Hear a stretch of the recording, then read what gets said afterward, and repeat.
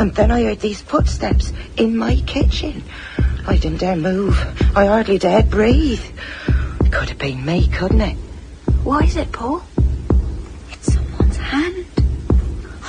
It's someone's hand. She must have had a weak heart, poor old girl. I had to stop her screaming, but I didn't mean to kill the old girl. You know what it is when a woman screams. Murder Most Foul. 6 forensic murder cases presented by Nick Ross. Case 1. The Fingerless Strangler. It is a fundamental principle of English law that no person can be tried more than once for the same offence. There can, of course, be retrials where proceedings have had to be abandoned. But there can't be many people who've been charged with murder and gone to trial 3 times. It's Sunday, November the 28th, 1943.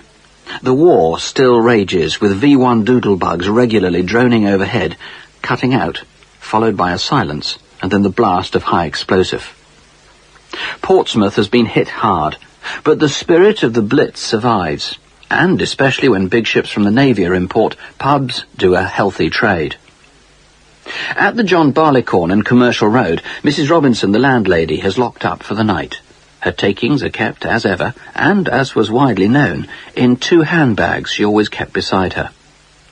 This evening she must have over £400. The night passes, and in the morning Mrs. Robinson's handbags are empty, and Mrs. Robinson is dead. Ah, Dr. Simpson, yes? Yes. Detective Inspector Lamport, Portsmouth City Police. Quite a mess, Quite a mess. Let's have a look at her. Looks as though she's put up a fight. Well, what do you think, Doctor? Well, she was strangled.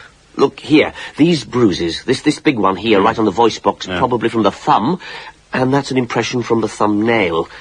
And then there's these 3 bruises in a line, though there aren't any marks from the fingernails. There's some scratch marks there on the neck. Well, that could have been her attacker, or they could have been from her own nails trying to pull his hands off. How did he get in? Broke a window downstairs, and he left by the back door. We're looking for prints. There's an injury here. Now, she could have hit her head on the windowsill, so her attacker came to the room. There was a struggle. She pulls down the blackout curtain, trying to get the window open to call for help. Then she falls, or she's pulled, and hits her head on the windowsill, before she's dragged right away from the window. The attacker then sits or kneels astride her body and strangles her. There's a neighbour, sir. She's downstairs. It's a Mrs. Smitherson. Lives 2 doors away. She sleeps downstairs in the front room with her little boy because of the bombing. Mrs. Smitherson. Mrs. Smitherson, Detective Inspector Lamport. The constable says... She's dead, isn't she? Well, it could have been me, you see. Well, tell me. Well, about 2 a.m, there was this banging on the kitchen window at the back. Well, it was terrifying. And then I heard these footsteps in my kitchen. I didn't dare move. I hardly dared breathe. And then? Well, then, nothing. Until about 2:30, when I heard footsteps again. At this time, they was going down the passage, down the side of the house, round to the front. Well, in the end, about 3 a.m, I had to know what was going on, so I climbed out the front window. You're a brave woman, Mrs. Smitherson. Well, between my house and here, there was a motor car with 4 men in it.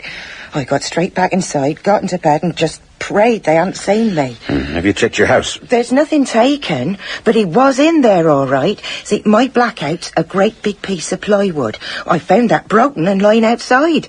And the kitchen table was moved, and the back door was unbolted. It could have been me, couldn't it? It could indeed have been Mrs. Smitherson who was murdered. But it seems the intruder or intruders realised that they'd broken into the wrong house and moved on to their intended quarry, with awful consequences instead for Mrs. Robinson. No fingerprints were found and no further clues of any sort, save one. Beneath the broken window pane at the rear of the John Barleycorn was found a small black button with a piece of thread attached. Had this perhaps been ripped from the coat of the attacker? And if so, could it eventually be matched? It wasn't much to go on. Now further door-to-door inquiries were made, known villains were interviewed, local informers were questioned, but nothing came to light. It was nearly a month later, and 70 miles away, that two police constables in plain clothes happened to be walking down Waterloo Road in southeast London. They were on the lookout for people trading in stolen property. What about him? Where? Missed him. He's just gone in the cafe. A couple of shoes under his arm. Come on, then.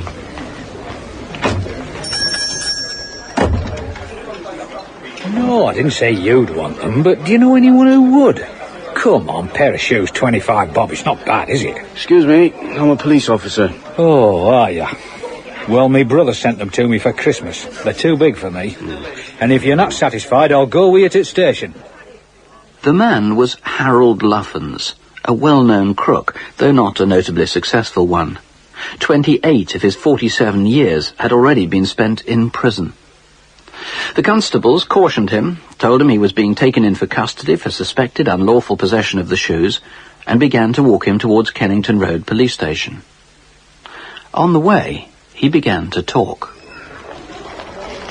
Shoes. I'm wanted for things far more serious than that.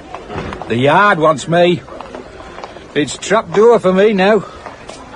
I'm glad you've picked me up. Here. I don't want your cigarette case. Ah, it's yours. It's silver. Christmas box for you. I know this'll be my last Christmas. Put him in a cell. I've been through hell for the past 3 weeks. And shut him up. Sarge. I've been a bastard all my life. Go on, down the end. And I'll finish the way I've lived. I was sorry for it the moment I'd done it. I've had no sleep since. It's preying on me mind. She must have had a weak heart, poor old girl. I had to stop her screaming, but I didn't mean to kill the old girl. You know what it is when a woman screams.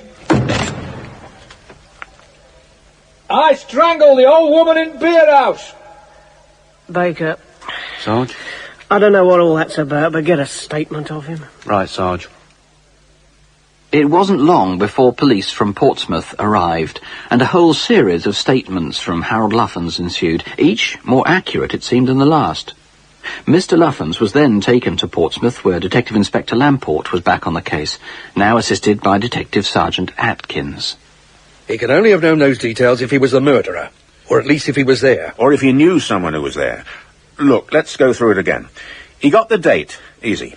He got climbing over the wall at the back. And getting into the wrong house and getting out again. He got the getting in through a window into the bar, going into several rooms, coming across a woman in the back room, grabbing her by the throat with his right hand. Her falling by the window, the blackout coming down. Holding her on the floor and putting a piece of cloth over her face, and he gets the getaway right. Including seeing this woman come out of the house just down the road. Correct. Now, how is anyone going to know, or why is anyone going to tell him that sort of detail? And get it right, if he wasn't the killer. So we charge him with murder. We charge him with murder. The confession certainly seemed solid. And further evidence soon came to light, thanks to examinations carried out by Mr. Walls of the Metropolitan Police Laboratory. A welt in Loughans' left boot was found to carry a tiny piece of undyed hemp and a fibre of green wool. Each matched materials of two different mats in Mrs. Robinson's bedroom.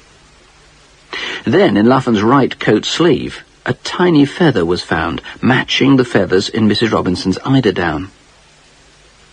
Finally, Harold Loughans had a notable physical characteristic which particularly interested Keith Simpson.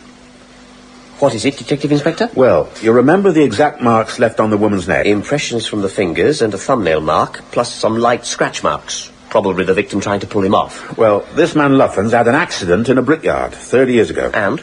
He lost all but the stumps of his fingers on his right hand, but kept the thumb. Well, we'll have to check the spam, but otherwise... It explains the marks. Yes, it does. Very nicely indeed. The case was beginning to seem straightforward. Then, on January the 6th, 1944, Harry Loughans asked to see the governor of the prison where he was on remand. He declared he was not guilty of the charge, and that he could prove it. But I put it to you, what stronger evidence could there be than not just a confession, but an unsolicited confession, and a confession full of the most precise details? If the accused is in fact innocent, why did he confess? And if your answer to that is a whim, a desire for notoriety, A perverse pleasure in publicity of any sort? Well then, you are left with the question, how could such a man, motivated to false confession in such a way, have known all the various details which he correctly described in statement after statement?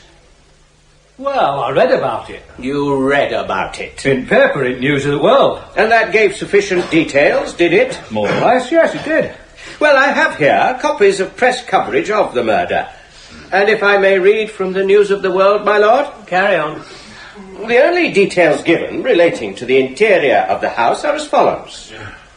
Mrs. Robinson had been strangled in a bedroom, which was in great disorder.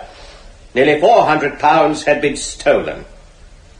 This hardly compares with the admirably precise details given in your confession, does it? Oh, I got the rest from the police themselves. Oh, don't tell me. Well, every time they interrogated me, they let slip more and more bits of what went on. So every statement I made, I put in a bit more at detail.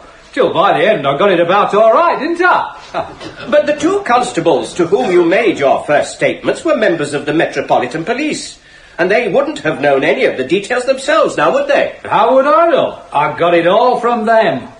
That night, the night of murder, I spent all night in a tube station, Warren Street. I'd got nothing to do with killing that woman. John Maud, KC, for the defence, pointed out that the statements made to the London police contained some inaccuracies, while the statements to the Portsmouth police did not. Perhaps there'd been some improving of the confession, which must cast doubt on the credibility of the confessions as a whole. But still, the facts seemed stark enough for a conviction. The supporting evidence, while not particularly strong, was at least helpful, and Dr. Keith Simpson explained to the court how Loughans might have strangled Mrs. Robinson. Despite the mutilation to the hand, I believe it could have made the marks found on the dead woman's throat. So the span of the hand was sufficient? It was, and the marks correspond. Only the thumb of the defendant's hand has a nail. It is only the thumb mark on the throat that showed a scratch. Probably a nail scratch. But with the fingers being only stumps, Doctor, would they be strong enough to strangle a woman? Yes, I certainly believe they would. In fact, the elementary principle of the lever would make it possible to apply greater pressure with the stumps than with fingers of normal length. Thank you, Doctor. Now, Doctor, I'm going to quote, if I may, from Gray's Anatomy. You are, of course, familiar with Gray? I'm certainly familiar with particular parts of it, but no one can be expected to know every line of such a tome. Very well. I am going to quote a certain section on the origin and attachment of the lumbrical, is that how you say it, Doctor? The lumbrical muscles to the fingers. May I know the edition from which you are quoting? Of course, Doctor. It's, yes, the 28th edition. Oh, I'm so sorry, but that is an out-of-date edition. Are you sure? I'm afraid so. I have the more recent edition at home. No, I can't have counsel quoting out-of-date textbooks in this court. In fact, Dr. Simpson had just the previous day received a complimentary copy of the latest edition of the work prior to its publication. His cross-examination came to nothing, and the strength of the prosecution case was undiminished. But then came witnesses for the defence. And you're sure it was the accused, Harold Loughans? Yes, I'm sure. We often have to go down Warren Street when the raids are on, and I noticed him that night. I remember him well. I'm sure it was the last Sunday in November. He come down into the station and we sort of got chatting. Eventually he finished up nursing my baby for me for a while, and that's when I noticed his hands, his fingers. What about his hand? Well, his right hand, his fingers are all stumps. And he told me he come from Huddersfield, which he does, doesn't he? Yes, he does. And what happened next, Mrs. Jones? Well, about 20 past midnight, he turned in for the night. I showed him a bunk that wasn't being used. He was just 2 bunks along from where I was. And then about 5 to 3, I had to get up for the baby, and I saw him asleep. And I put my raincoat on him. And then it must have been about 5:15, I saw him again, and he was still sleeping. I'm sure it was him. There followed similar evidence from a Mrs. Rachel Pickering and a Miss Edith Thatcher. Despite pressure from the prosecution, none of these witnesses would waver on the identification of Loughans or on the date, though Caswell did emphasise how hard it must be to pin down one night in a tube station as opposed to any other. But then came 2 employees of the London Passenger Transport Board.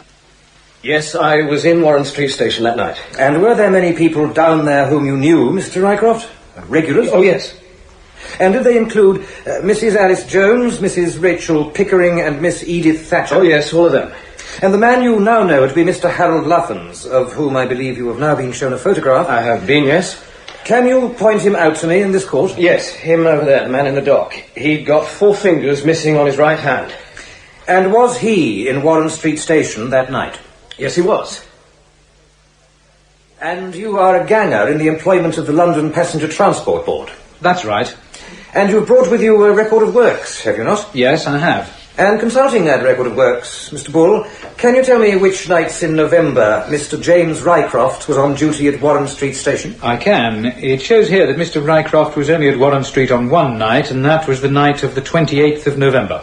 So, whoever he saw at that station in that period, he must have seen on that particular night. That's right, yes.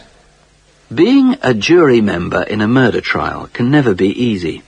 But for these men and women, it must have been particularly tough. They were now faced, on the one hand, with a confession backed by some forensic evidence, and on the other, an unusually strong alibi. Perhaps, in these circumstances, it wasn't surprising when the jury failed to agree upon their verdict. A retrial was fixed to take place at the Old Bailey 2 weeks later. This second trial followed much the same course as the first, but this time the pathologist, Dr. Keith Simpson, was cross-examined rather more thoroughly by the defence. And in my view, Harold Loughans' hand was perfectly capable of the act of strangulation. Despite the fingers on that hand being only stumps. With the full weight of his body behind that hand, I don't see that he would have had any difficulty. The full weight of his body behind these stumps of fingers? That is right. I see. You must have examined the right hand of the defendant very closely indeed. As closely as necessary. But you have examined it. You have held his hand in yours. I have examined a plaster cast of the accused's hand and also some photographs. Ah, a plaster cast and some photographs. Thank you, Dr. Simpson. This turned out to be preparation for the defence to play its strongest, yet most unexpected, card. The great Sir Bernard Spilsbury was called as a defence witness. Sir Bernard was one of the most renowned pathologists of his day, though now nearing the end of his career. His fame was tremendous, and his pronouncements often were taken as unquestionable truths. Yet, in this case, he'd not seen the victim's body, not performed an autopsy, nor had he inspected any of the medical or scientific evidence. It was difficult for the prosecution to envisage what even Sir Bernard could contribute to the defence. And did you, Sir Bernard, visit the defendant in Brixton Prison? I did. And could you please tell the court the purpose of that visit? It was in order to examine the right hand of the defendant, which I did. It was obvious to me as soon as I saw the hand that it would have been quite impossible to have exerted any pressure at all with such fingers. And were you able to test this? I asked the defendant to grip my hand with all the strength he had. What was the strength of that handshake, Sir Bernard? It was limp and flabby. I do not believe he could strangle anyone with that hand. Yet we have heard from Dr. Keith Simpson that on the basis of the principle of leverage, the defendant might in fact have been able to exert extra pressure with the stubs of his fingers. I see no credibility whatever in such a hypothesis. Sir Bernard, I realise that you are very experienced in these matters, but do you not concede the possibility that on this occasion there may have been an error of judgment? I do not. Here we have a man accused on a charge of murder by strangling, and he is asked to demonstrate the strength of his hand. Might such a man not be tempted to grip your hand, Sir Bernard, with less than all the strength he could muster? I am convinced that those fingers are useless. Sir Bernard, I wonder, are you aware of exactly when the accident to which you referred took place? Not the exact year, no. Or approximately how long ago? No. Well, let me tell you, Sir Bernard, it happened over 30 years ago. Now, surely over such a period, the accused will have gained considerable experience in the use of that limb. That is possible, yes. And could that not have extended to the use of this limb to end the life of Mrs. Robinson? It could not. And that was as much of a concession as could be wrung from Sir Bernard Spilsbury. The prosecution had one last try. They applied to Mr. Justice Castles to present additional evidence obtained by the police concerning Harry Loughans' alibi. The judge refused. He said the prosecution should have applied to present it at an earlier stage of the proceedings. And that was that. The verdict was not guilty. As Harold Loughans descended the steps of the Old Bailey, he was rearrested, but this time for a robbery with violence committed in St. Albans, a charge on which he was subsequently convicted. In the course of that crime, Harry Loughans had managed to use his hand to tie an old woman to a bed using the flex of an electric fire, and had used his right hand in particular to wave a crutch at his victim. But that was incidental. He'd been acquitted of the Portsmouth murder, and for years to come, Harry Loughans continued to spend his life more in prison than out of it.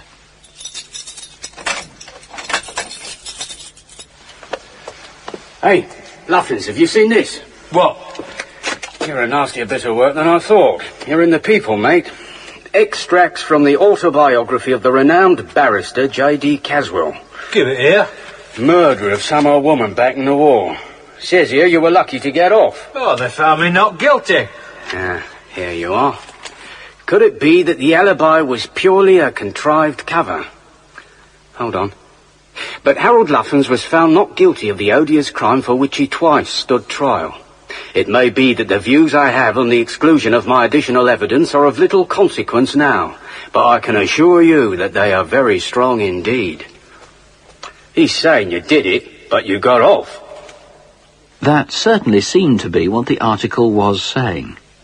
And now, 16 years after the trial, Loughans decided to sue. The editor of the Patents had, after all, been acquitted of the murder.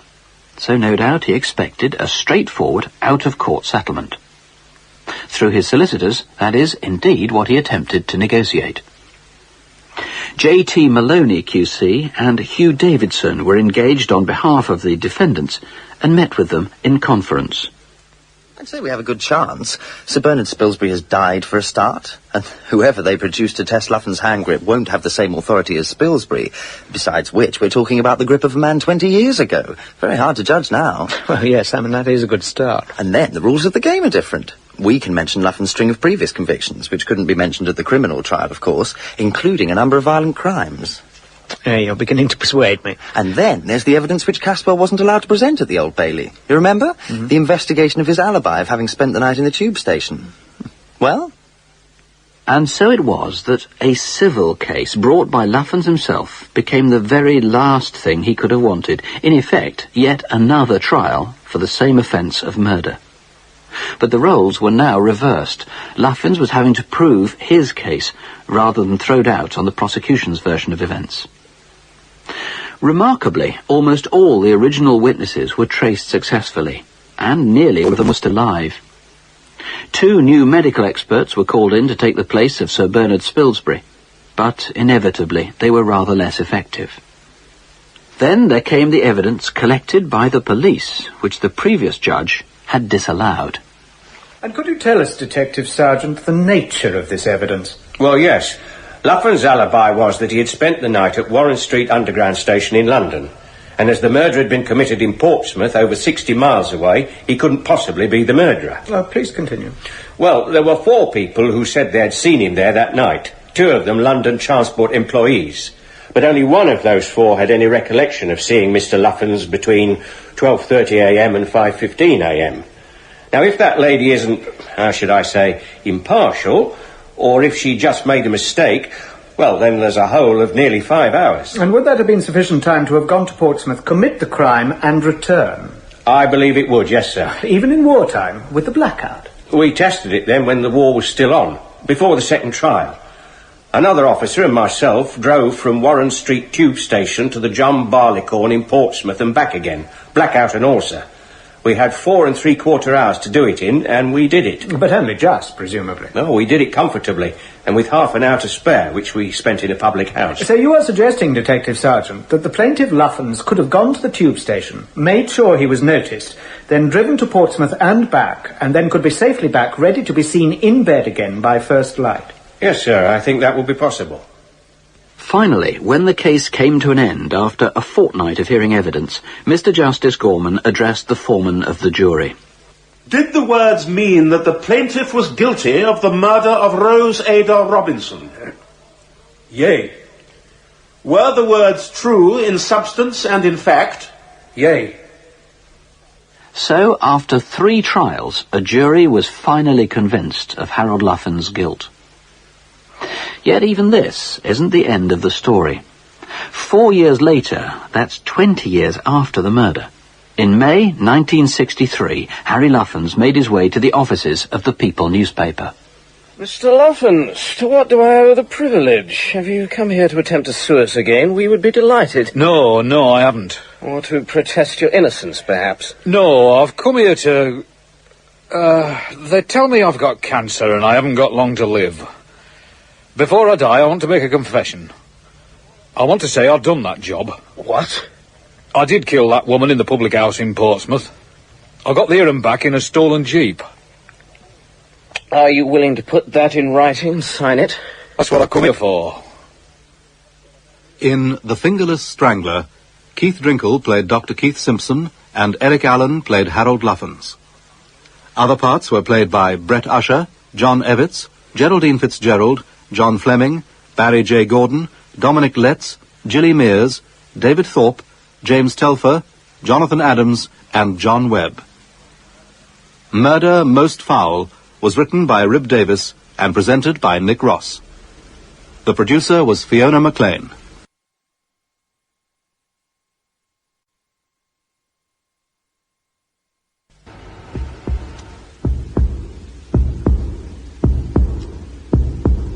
And then I heard these footsteps in my kitchen.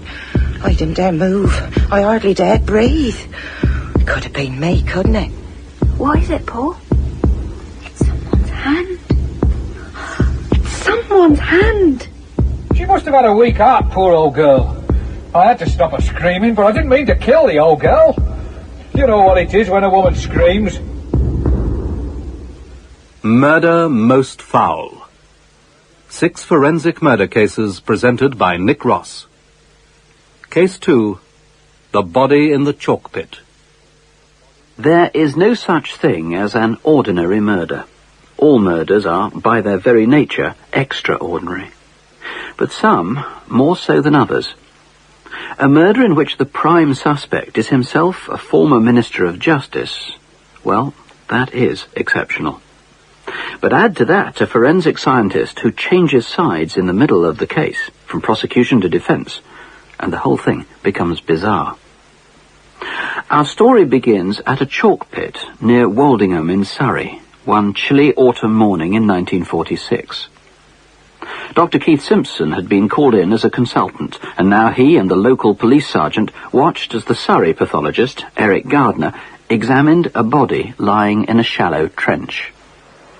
I'd call his face plum-coloured. Wouldn't you, Dr. Simpson? Well, that's what I'd call it. And he's been dead, what, 60 hours?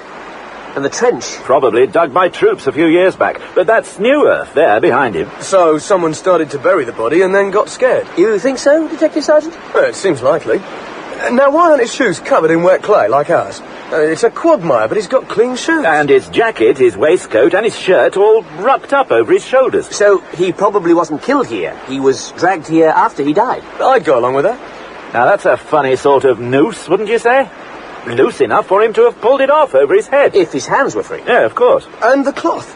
Well, what's a dirty old piece of cloth doing tangled up with a noose? Who knows? But every little thing helps. It smells of polish. Yeah, well, I think we better get him back to the mortuary. And back at the mortuary at Oxted, Dr. Simpson once more looked on, this time as Eric Gardner performed the post-mortem. Asphyxiation, without a doubt. Agreed. Darkened skin and hemorrhages on the face and neck, cyanotic congestion of all the organs, further hemorrhages in the lungs, the brain... The rope mark round the neck. It's not horizontal. No. It comes up under the ear. Now, if he'd been strangled, it would have gone straight across the neck, wouldn't it? But he wasn't. He was hung. Yes, I believe you're right. So, other physical injuries? Some small abrasions, bruising. Trivial. And 2 fractured ribs. But nothing on his clothes? Or on his hands? Nothing to indicate any sort of struggle? And the injuries he does have could well have come from an accident. Say he hung himself from the first time the rope broke. And strangling, I've never known that to be other than murder. But hanging, well, why go to the trouble of hanging someone when you can strangle them? No, 9 times out of 10, hanging's self-inflicted. Either suicide or some weird sort of exercise that's gone very wrong. You mean self-suspension for sexual pleasure? It has been known. Either way, whether he meant to do away with himself or not, I think the evidence points to his having hanged himself. Yes? Well, I'd say that's fair. And then, well, either somebody else found him and cut him down. And put him in the trench? Why? I don't know. But anyway, maybe whoever it was then got scared and ran off, or perhaps he managed to get himself down. Yeah, but the nearest trees to that pit are a good 30 or 40 yards away. Managed to get himself down, staggered as far as the trench, but then died anyway. Sounds unlikely. Certainly. But possible. So the police searched the nearby trees. They found nothing. But at least in the dead man's pockets they found an identity card with a name on it. John McMain Mudie. Mudie worked at Reigate Hill Hotel, some 12 miles from the chalk pit. His rooms were searched, and no signs of any sexual perversion were found. The only items of any interest there were a couple of letters asking that some cheques be returned. Then, on the Monday, 4 days after Mudie's death, 2 landscape gardeners came into Woldingham police station. You'd better come this way. We just read about the murder. It was a murder, wasn't it? And we thought, well, we ought to come and see you. You see, we were cycling past the chalk pits last Wednesday. Last Wednesday? Yes. It's very steep there. It's very steep. So we got off and we were pushing the bikes and we saw this car. A Ford it was, dark-coloured saloon. It was near the entrance. But then we saw there was this man standing up by the pits themselves. We stopped and looked at him because it's a bit unusual. But as soon as he saw us, he bolted down the slope and got in his car. He looked sort of excited about something, or nervous. He tried to reverse the car 3 or 4 times before he got out. And would you know this man again? Oh, I should think so. Don't you, Fred? And the car? You didn't notice the number plate, did you? Oh, we both remember the ending of it. It ended 101. Now this was 2 days before the likely time of John Mudie's death. Was it unconnected? Or was a grave being reconnoitred, ready for a future victim's body? Then the letters found in Mudie's room led the investigation suddenly into high society. To be precise, into the drawing room of one Thomas John Leigh, former Minister of Justice of New South Wales, Australia, now resident in Kensington, West London. Mr. Leigh. Yes? My name's Detective Sergeant Shoebridge. I'd like to... Ah, yes, you called earlier. Do come in. I'm making inquiries regarding these 2 letters. And which might... Ah, yes, those. Both sent to a Mr. Jack Mudie by your solicitors, apparently on your instructions, requesting the return of some cheques. Could you tell me about them, please, sir? But what's it all about? Mr. Mudie has been found dead. Would you care to make a statement about matters leading up to the letters being sent, and stating what the outcome was? Well, yes, I'm quite prepared to do that. You see, I'm the chairman of Connaught Properties, and one of the co-directors is a Mrs. Byron Brooke. Yes. I needed Mrs. Brooke's signature and some cheques for salaries and expenses.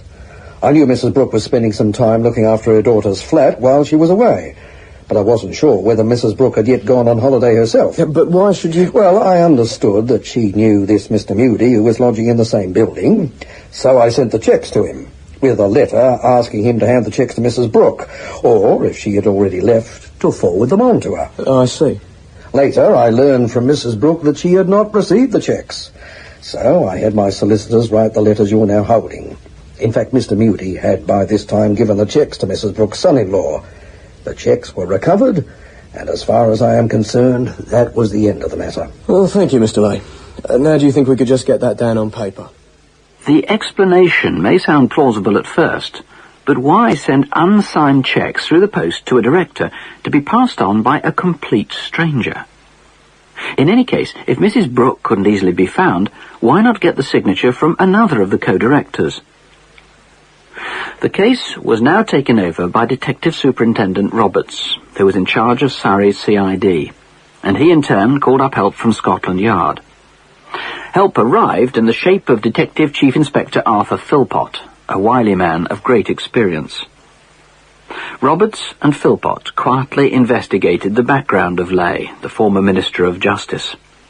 Some of his business deals seemed decidedly unsavoury, and it soon became apparent that Leigh's relationship with Mrs. Brooke had not been restricted to business. For many years she'd been his mistress. The Detective Chief Inspector decided he must call upon the lady. I wonder if you could tell me about your relationship with Thomas Leigh, Mrs. Brooke. I'm a co-director of his company. But it is well known that for a long time you've been on a more intimate footing. Well, yes. In fact, it was because of him that I came back from Australia. We'd been together over there. But why do you want to know this? And you still see a lot of each other, do you? Yes. We have dinner together most nights. You knew Mr. Jack Moody, didn't you? A little. I only met him the once. I know he's died. Dreadful. And Mr. Leigh obviously knew you knew him. Yes. He was actually. Yes? Well, he was a little bit jealous, but it didn't mean anything. I mean, he was jealous of anyone. A lot of men are like that, aren't they? Jealous of anyone, you say? Who else has he been jealous of, Mrs. Brooke? Once he thought I was being familiar with my own son-in-law, woman of my age. Well, you see what I mean? It's just a little bit silly, most of the time. Philpott spoke to others who knew the two of them, and it was confirmed that despite their both now being in their late 60s, he was still intensely jealous, continually accusing her of infidelities. It seemed more than a bit of silliness. In fact, it may be a motive for murder.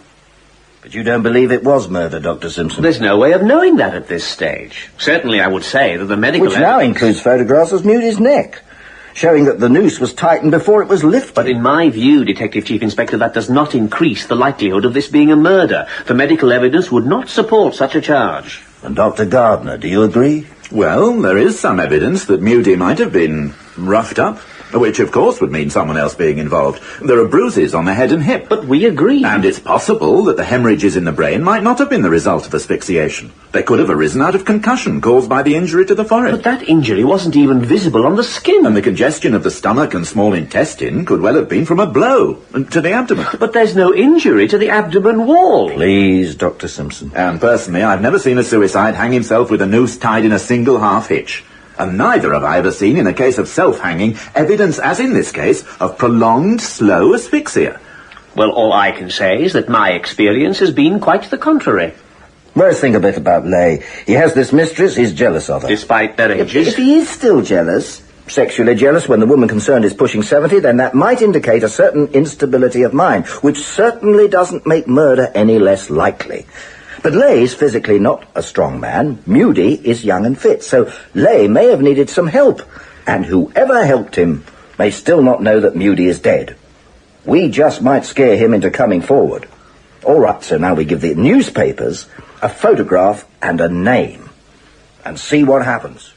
The results were almost immediate. Within hours of the newspapers being on the streets, an ex-boxer named Buckingham presented himself at Scotland Yard.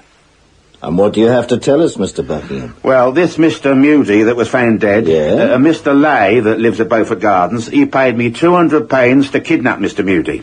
He told me there was these two ladies that Moody was blackmailing, a mother and a daughter, and he wanted to get him to sign something to stop him doing it, and then make him leave the country. Well, carry on. Well, that's all I knew, or I didn't know nothing about it. Leigh said they'd both been seduced by some man in Wimbledon, and Moody was blackmailing them. So what did Mr. Leigh And there was another man, a Mr. Smith. He told me that he knew Mr. Leigh because he'd worked at his ace as a builder's foreman.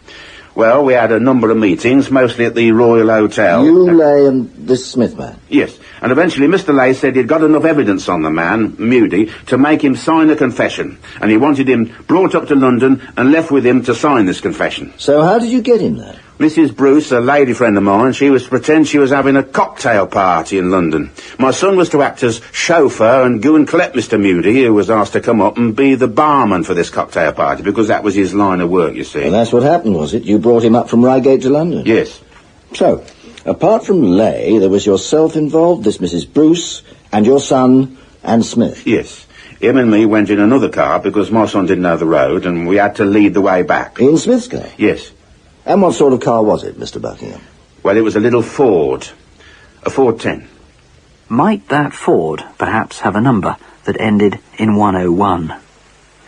Smith was soon found, and when pressed came out with a story which in most respects matched Buckingham's, but with some interesting additions. Don't mind us calling on you like this, I hope, Dr. Simpson? Of course not. Only some new evidence has come to light, and I just wanted to talk it over with Dr. Gardner and yourself. Fire away. Well, we've now got a complete statement from Smith. We told you about Smith. The other man that Lay hired? Yes. Well, he says that when they arrived at Beaufort Gardens, Moody was let in.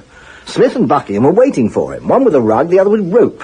They threw the rug over Moody's head and immediately tied him up. Then, here you are. I tied the rope in the middle of his back. Buckingham helped him along the passage by jumping him, and at the door of the room we were going to take him to, he fell forward with Buckingham on top of him. Buckingham picked him up and helped him into the room. And then he talks about that polisher's rag, you remember? Used that as a gag. Well, at least at this stage. You see, that fall in the passage, with the rug over his head, explains why there's no surface indication of the bruise in the middle of his forehead. And if Buckingham fell on top of him, his knee could have hit Moody in the abdomen, which might explain the hemorrhages in the stomach and the small intestine. So the beating up could have been accidental. Or it might not have happened at all. No, what Dr. Gardner is saying... Well, if you'll excuse me for saying so, I think Dr. Gardner's been trying a little too hard to fit the medical evidence to whatever is the latest verbal evidence. Well, it's not unreasonable to try to find some relationship between the two, is it? But it's not our job. It's the job of the police. And in my view, it is often dangerous for us to attempt it. Surely we should reach deductions on the basis of the medical evidence alone, then present that to the police and let them make what they will of it. And if you remember our original conclusions, Dr. Gardner... But that was before. Precisely my point. It point. seems to me that that's a Puritan attitude taken to the point of obstructionism. Detective Chief Inspector, I realise that my position may seem exasperating to you, but the fact is that I find no reason to believe that Moody suffered any injury to the brain or stomach or intestine other than that caused by the asphyxiation which led to his death. And whether that is helpful to the police or not, that is my belief. Well, I searched the room where he appears to have died. There's nothing a rope could have been attached to hang him. Is it possible that someone could have stood behind him and pulled the rope up? Well, it would have had to have been held for 2 or 3 minutes. I've never known of a murder having been committed in that way. Have you, Dr. Gardner? No. And it does seem to make hard work of it. I mean, why not just strangle him? That I don't know. But I'm sure we're coming towards a series of events that is at least possible. Though we need just a little more before we can charge them with murder. That little more wasn't long in coming. The car which Smith had used was finally tracked down to a hire firm. The company had had Mr. Smith recommended to them by a certain Mr. Lay. The car, a small black Ford, had the registration number FGP 101. Thomas John Lay and Lawrence John Smith, you are charged with the murder of John McMahon Moody on November the 28th last. Thomas John Lay, are you guilty or not guilty? Not guilty. Lawrence John Smith, are you guilty or not guilty? Not guilty. The jury will now be sworn in. Initially, Buckingham was charged with murder, along with Lay and Smith. But then, before the trial, he was released so that he could be called by the Crown as a witness against the other two. Lay and Smith were each represented separately, Lay's defence being led by Sir Walter Monckton and Gerald Howard, both of them renowned and highly expensive KCs, while Smith's advocates were the rather lesser-known Mr. Derek Curtis Bennett and Mr. Malcolm Morris. The prosecution was conducted by Mr. Anthony Hawke, while the case was presided over by no less a figure than the Lord Chief Justice of England, Lord Goddard. Mr. Hawke began by laying out the case for the prosecution and referring to Lay's apparent belief that Mrs. Brooke was being unfaithful. There appears to be no foundation whatsoever for such a suspicion, but reason, apparently, did not operate with Mr. Lay, where Mrs. Brooke was concerned. I say this because he actually accused her of being her son-in-law's mistress, and he made similar accusations about a person named Roma. Why this man should go through this extraordinary performance of sending these 3 cheques to her at Wimbledon is a speculation of some difficulty. And the only assignable object you may think of this action of his was that if Mrs. Brooke had by any chance signed the cheques, it would show that she was visiting and associating with Moody, either in Wimbledon or in London, behind Leigh's back. Thus did the prosecution outline the apparent actions of Thomas John Leigh, some of them with a seemingly logical basis, some with a certain semblance of sense, and some which could only be taken as the actions of a man no longer in control of his mind. Into this last category must come the nature of Leigh's jealousy concerning his 66-year-old ex-mistress, Mrs. Brooke. Her landlady, Blanche Evans, was asked by the prosecution about the time Leigh had visited her house.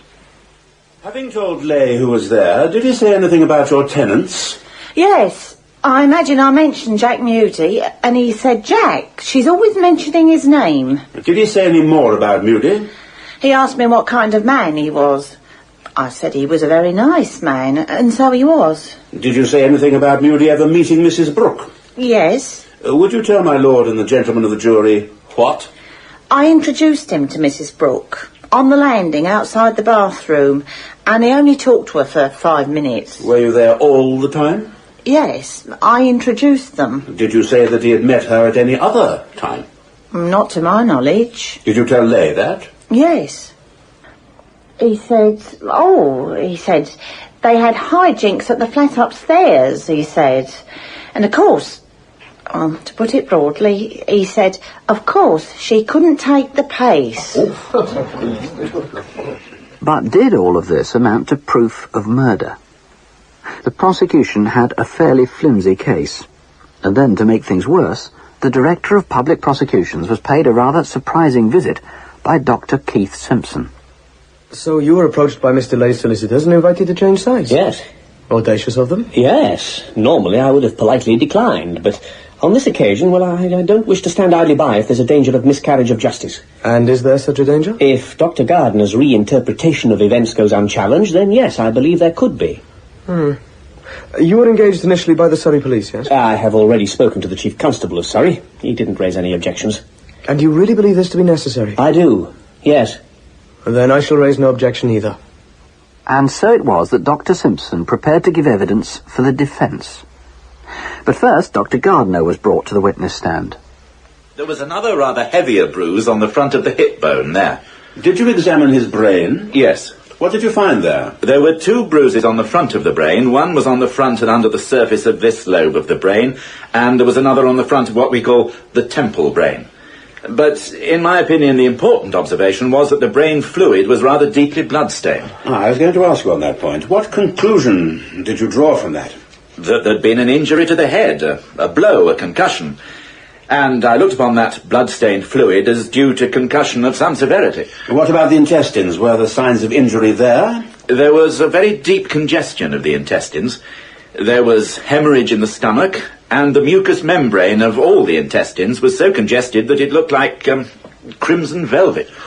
What does that indicate, that internal bleeding? Well, I interpreted it as evidence of some violence, such as might have been from a blow in the intestine or a knee. During life? I thought so. Such as with a man after he was beaten up? Well, I thought it suggested a thoroughly rough house.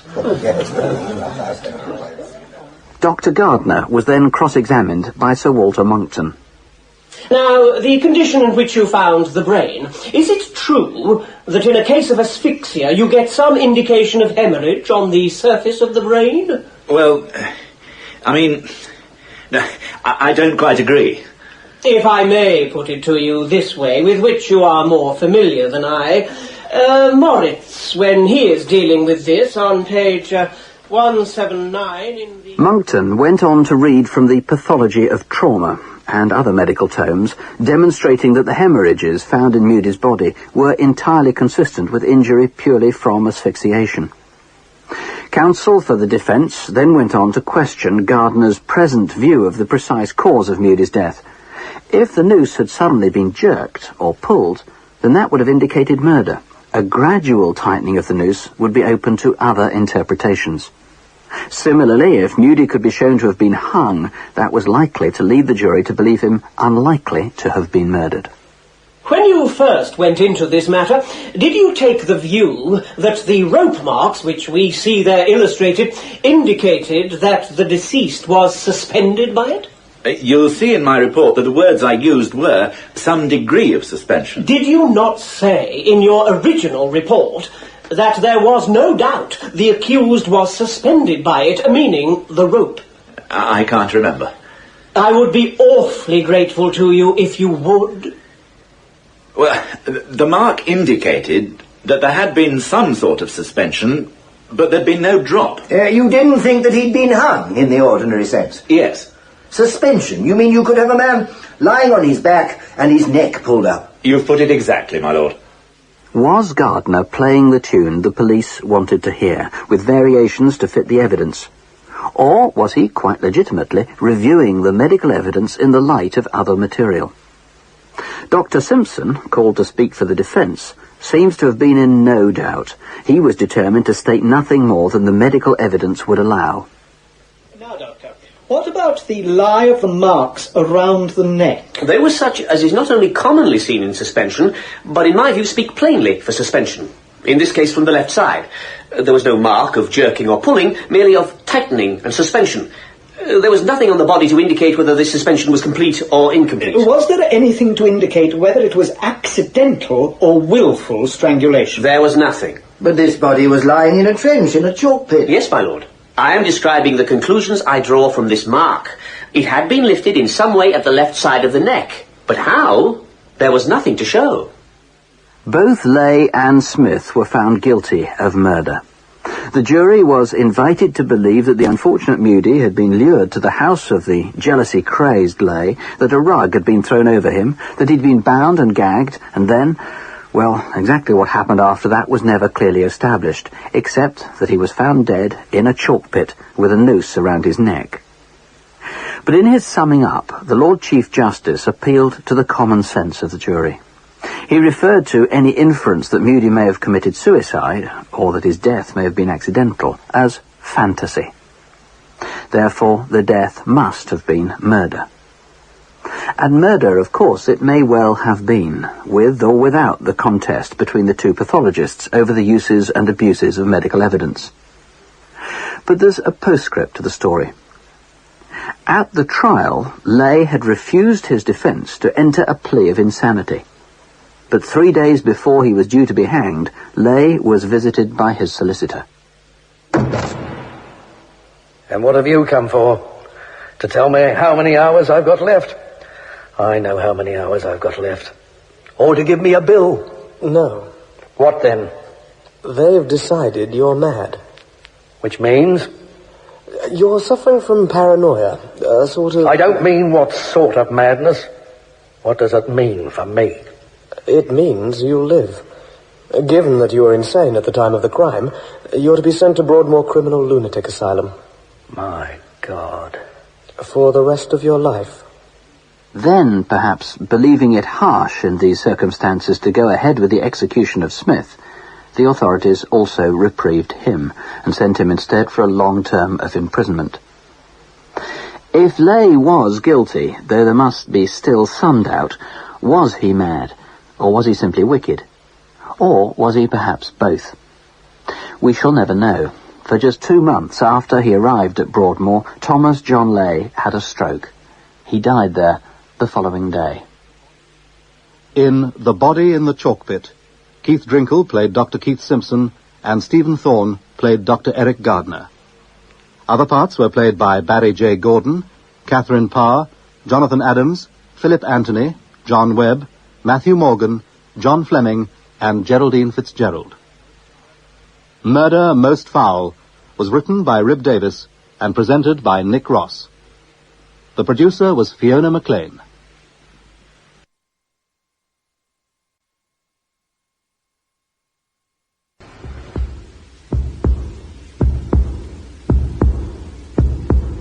And then I heard these footsteps in my kitchen. I didn't dare move. I hardly dared breathe. It could have been me, couldn't it? What is it, Paul? It's someone's hand. It's someone's hand. She must have had a weak heart, poor old girl. I had to stop her screaming, but I didn't mean to kill the old girl. You know what it is when a woman screams. Murder Most Foul. 6 forensic murder cases presented by Nick Ross. Case 3, Hitchhike to Murder.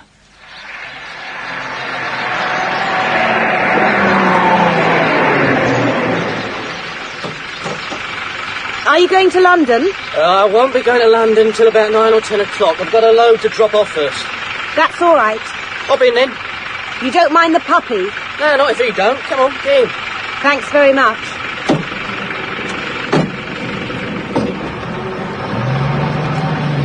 You do much hitching then? Quite a lot. Usually lorries. You can never tell with car drivers, know what I mean? Yeah, I know what you mean. No self-respecting thriller writer would leave so many crucial elements to chance.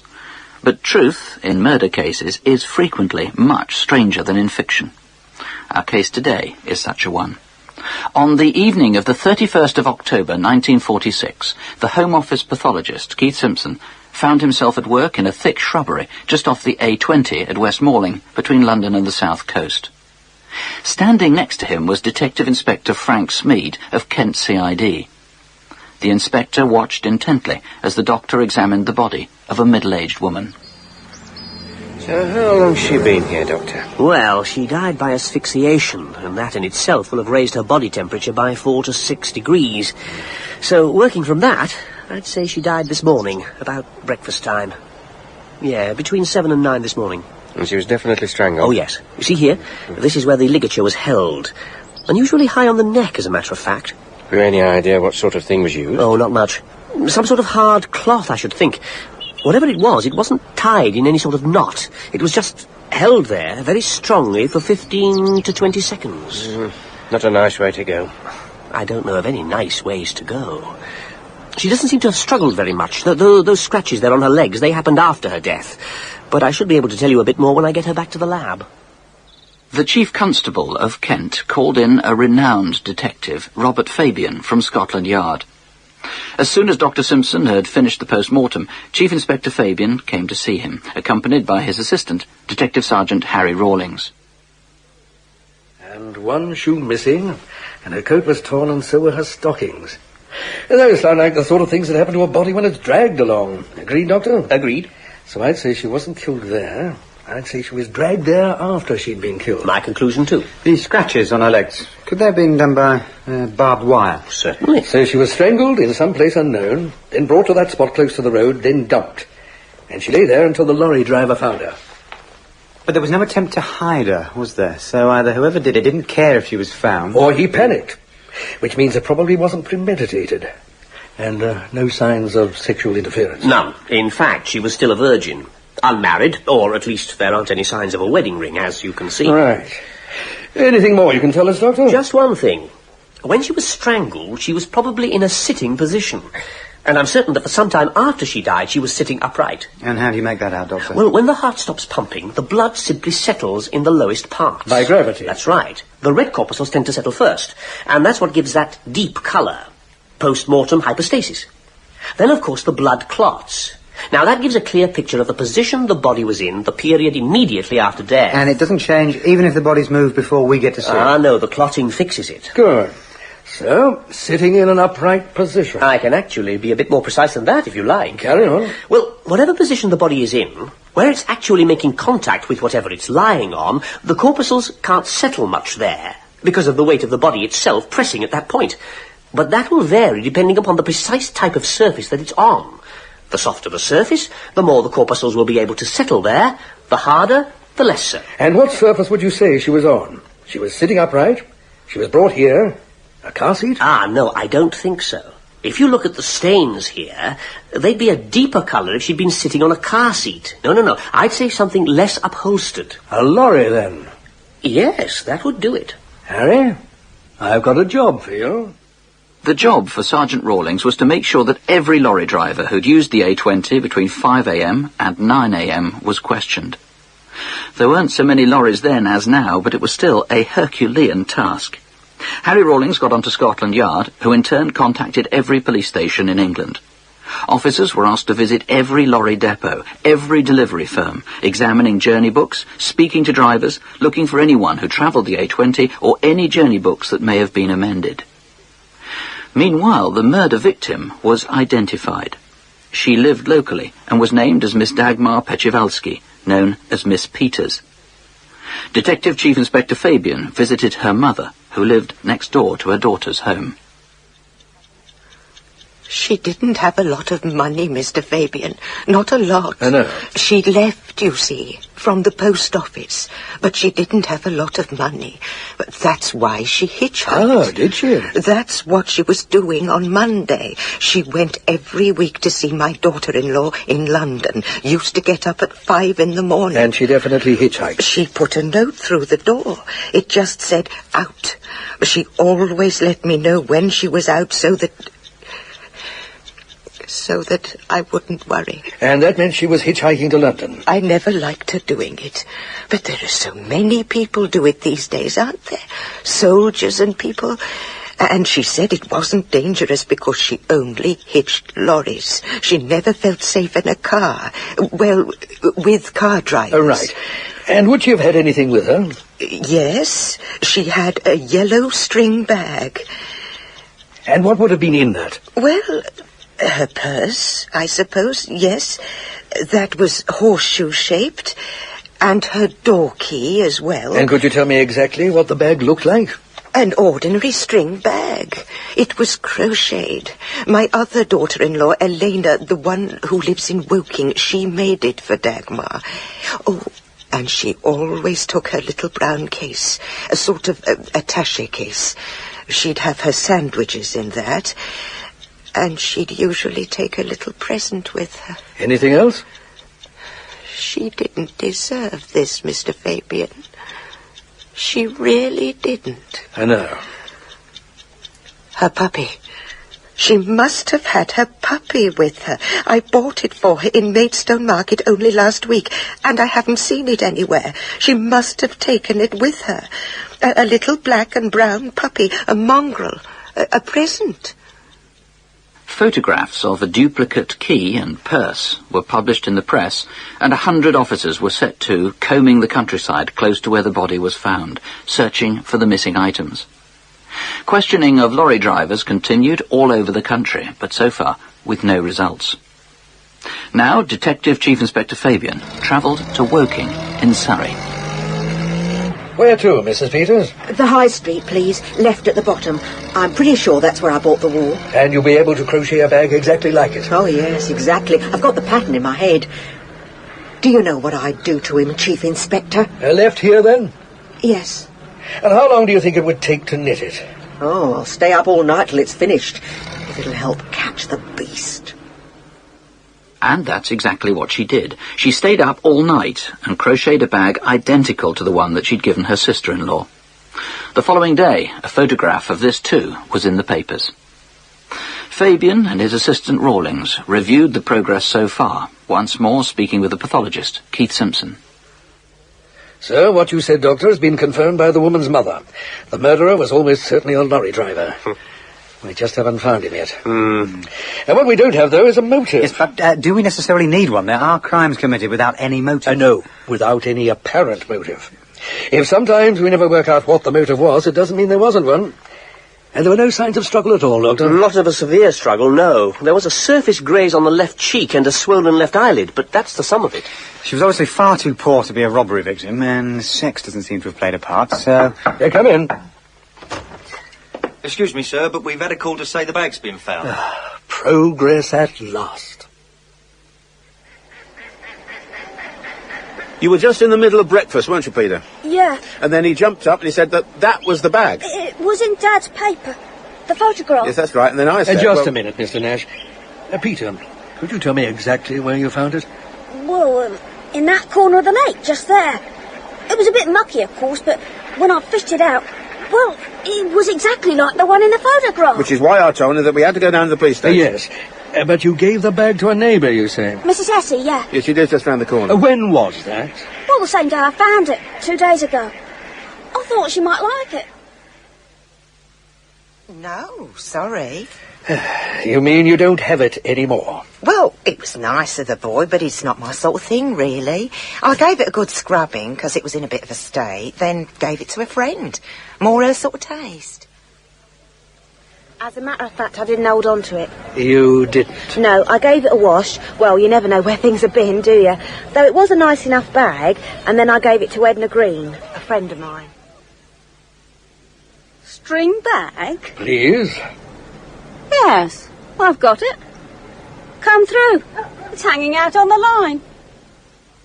So, thanks partly to a little luck, young Peter Nash just happened to fish the bag out of Clare Park Lake. A vital piece of evidence had now been found, despite having been passed on again, and yet again, all within the space of 48 hours. It was finally in the possession of the police. The bag was sent to the Metropolitan Police Laboratory, where the director was Dr. Holden. The problem is the washing. There's almost nothing left on it. Nothing at all? Well, there are 3 hairs. Here, look.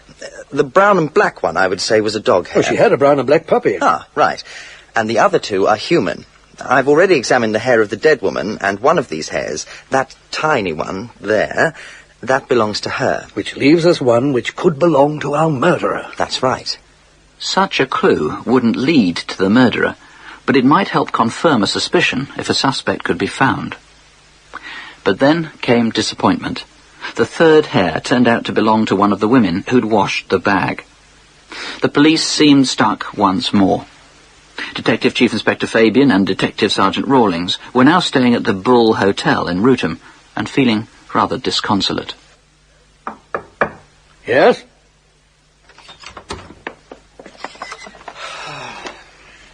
Sorry, Governor. I couldn't sleep. Nor I. Do you know how many statements it is now? Tell me. It's just over 1,500. A few drivers see her hitching. Later one sees a shoe on the road, and that's it. And what have we got?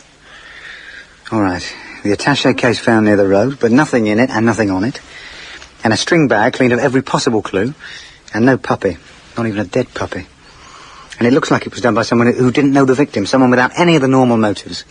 So there's no point chasing that angle. So where do we go from here, Gov? The bag. Now, what if we're asking the wrong questions about it? We're asking what clues we might find on it, and we're disappointed. But instead, what can it tell us simply by where it was found? Now, look, he strangles her.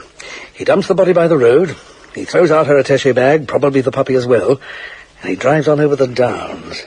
But no, he stops, takes the yellow string bag, marches across a field with it, climbs over an 8-foot fence and throws it into a lake. Why? There was something in the bag, maybe, that he wanted to get rid of. Should we have the lake dredged? I don't know. Or does it mean he knew the area after all? He went specifically to that lake. No, that doesn't sound right. Wait a minute. A lake? Now, where does that water come from? Anywhere, rainfall. Or a stream. Now, what if the bag wasn't thrown into the lake at all, but was thrown into a stream which took it to the lake? It's possible. Let's find out. So the following day, the 2 officers asked where the lake was fed from. A local guide mistress was able to supply the answer. Yes, the water comes from an underground stream. And is there anywhere where the stream is above ground? Oh, yes. At East Malling. It's the old mill stream there. What sort of mill was that? Nowadays, it's a cider works. And it runs straight from there to here? Yes. In fact, I'll tell you what we used to do as girls, and I think they probably still do. We used to put messages in bottles and drop them into the stream up by the mill, and then we'd go down to the lake and wait for them to come out. And did they? Oh, yes. It was great fun. Thus it was that 2 grown-up policemen could be seen gently placing marked bottles into the stream next to the cider works. The pair were watched by some of the local children, but by now word had got round of what this was all about, and the children watched open-mouthed. Down at the lake, an hour later, the detectives saw the bottles reappear.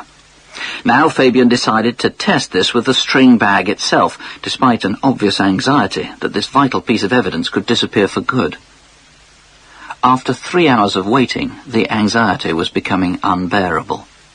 But then the bag at last surfaced and was once more recovered from the lake. The 2 men made their way back up to the cider works. That's all very well, and yes, there's a good chance he dumped the bag here. But not a single journey book shows a delivery to the ciderworks on October the 29th. Well, let's just take a wander around. So ultimately, I'm not sure how far it's got us. If he had... Hey, those look new. What's that? The bricks. Excuse me. Hello? Detective Chief Inspector Fabian, Detective Sergeant Rawlings, Scotland Yard. Oh, what can I do for you? Those bricks there. Do you know when they arrived? Those? Oh, those belong to a building subcontractor. Delivered the end of last month. October the 29th? Could have been. But when officers came around previously, you said there hadn't been any deliveries to the works on that day. There hadn't. Not to the works. That's to say, not to us. We were just going by our records. These were for the subcontractor, as I say. And as to exactly when they were delivered, well, they keep their own books. So you'll have to ask them. The subcontractors weren't certain of the delivery date, but they said the haulage contractors would know, and they were in Cambridge. So off the two detectives went to visit Messrs. Dickerson in Cambridge. Yes, here we are. October 31st. Delivery of bricks to Goldwell Cider Mill, East Malling. You're certain? It's down here in black and white. Delivered in a 4-ton Albion lorry. So why didn't you tell the police before? I'm sorry? Every haulage firm has been asked to produce journey records of October the 31st. Not us. And who was the driver? Well, it was Sidney Sinclair. Is he around? Could we speak to him? I'm afraid not. He left the firm last week. Fabian and Rawlings checked with the local police and discovered one of the failings of England's county force divisions. The firm, Messrs. Dickerson, was right on the border between Cambridgeshire County Police and Cambridge City. The county men assumed the city men had visited the company, and the city men had left it to the county. Anyway, the important thing now was to speak to Mr. Sinclair.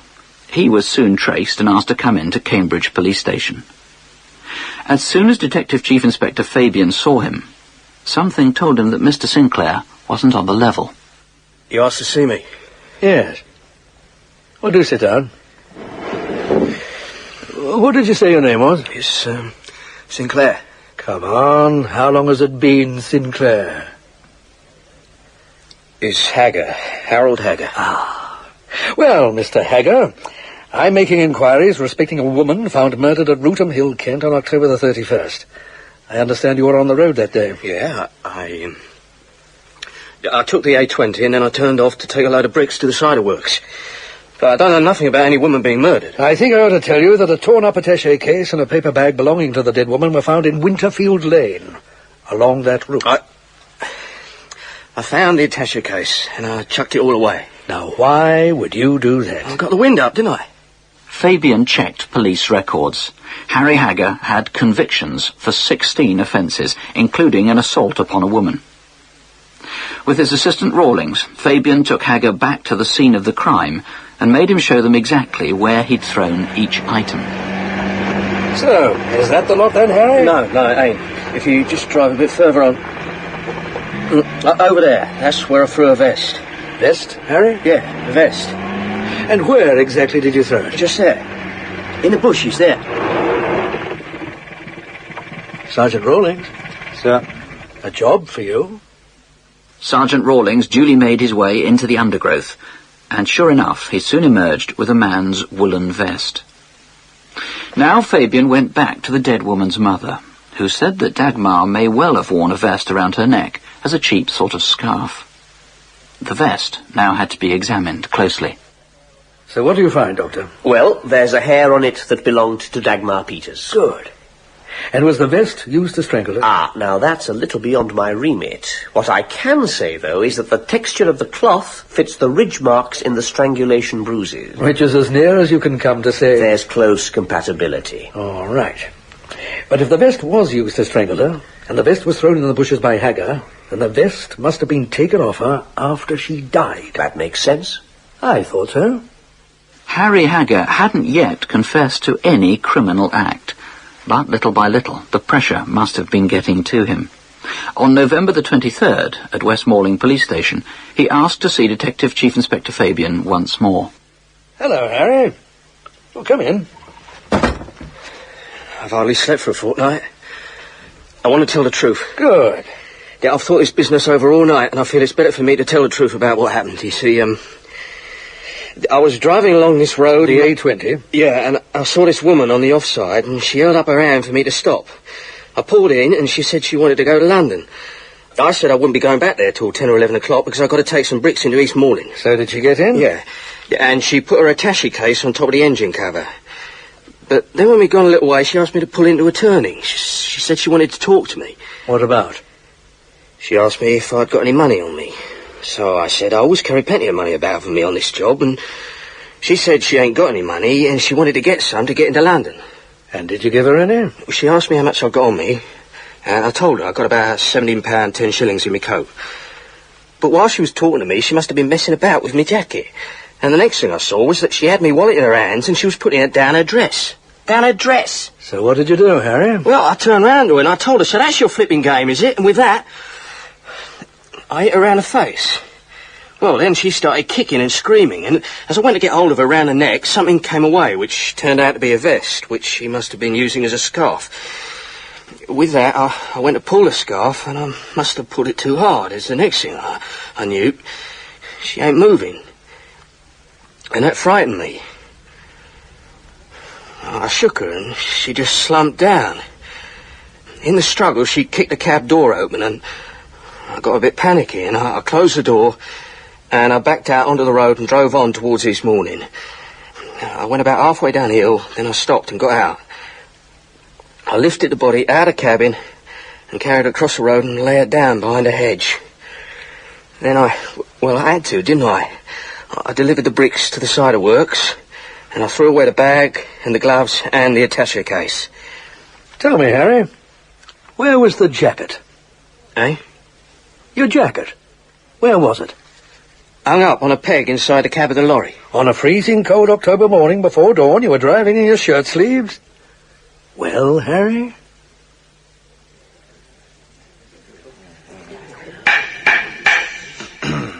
Harold Haigh, also known as Sidney Sinclair. You are charged with the murder of Dagmar Petchevalsky on 31st October last.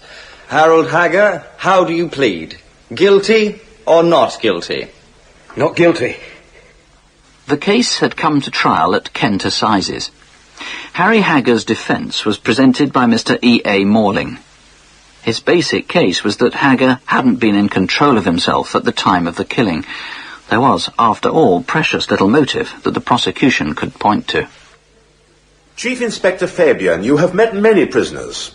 How did this man strike you? Was he normal or abnormal? At first his whole demeanour was ordinary, but later he appeared to be frightened. He served in the forces? Yes, 2 years and 5 months. Mm-hmm. Did you know he was discharged from the army after an examination by a specialist in psychological medicine? I did not know that. Would it surprise you to know that he is, in fact, suffering from the after-effects of cerebral confusion? No, it wouldn't surprise me. Do you know that he suffers from hysteria? No. Deafness? Giddiness? No. Did you know that he jumped from a moving train at Carlisle some years ago?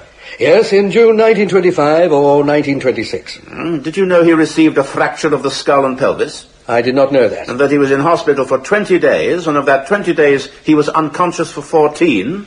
No. Harry Haigh had certainly killed Dagmar Peters. That much had been established. That much he now admitted. The question was it murder? What exactly had happened in the cab? What led up to the assault? Why had it happened? Was Harry Haigh mad? For if he was, the verdict would have to be not guilty. Do you find the accused Harold Haigh guilty or not guilty? Guilty. On March the 18th, 1947, Harry Haigh was hanged in Wandsworth Prison. The black and brown puppy was never found. In Hitchhike to Murder, Keith Drinkle played Dr. Keith Simpson and Barry J. Gordon played Detective Chief Inspector Fabian. Other parts were played by Julian Rhine-Tutt, Sandra James Young, Dominic Letts, Gilly Mears, Diana Payan, John Evitts, Jill Lidston and Jonathan Adams. Murder Most Foul was written by Rib Davis and presented by Nick Ross. The producer was Hilary McLennan.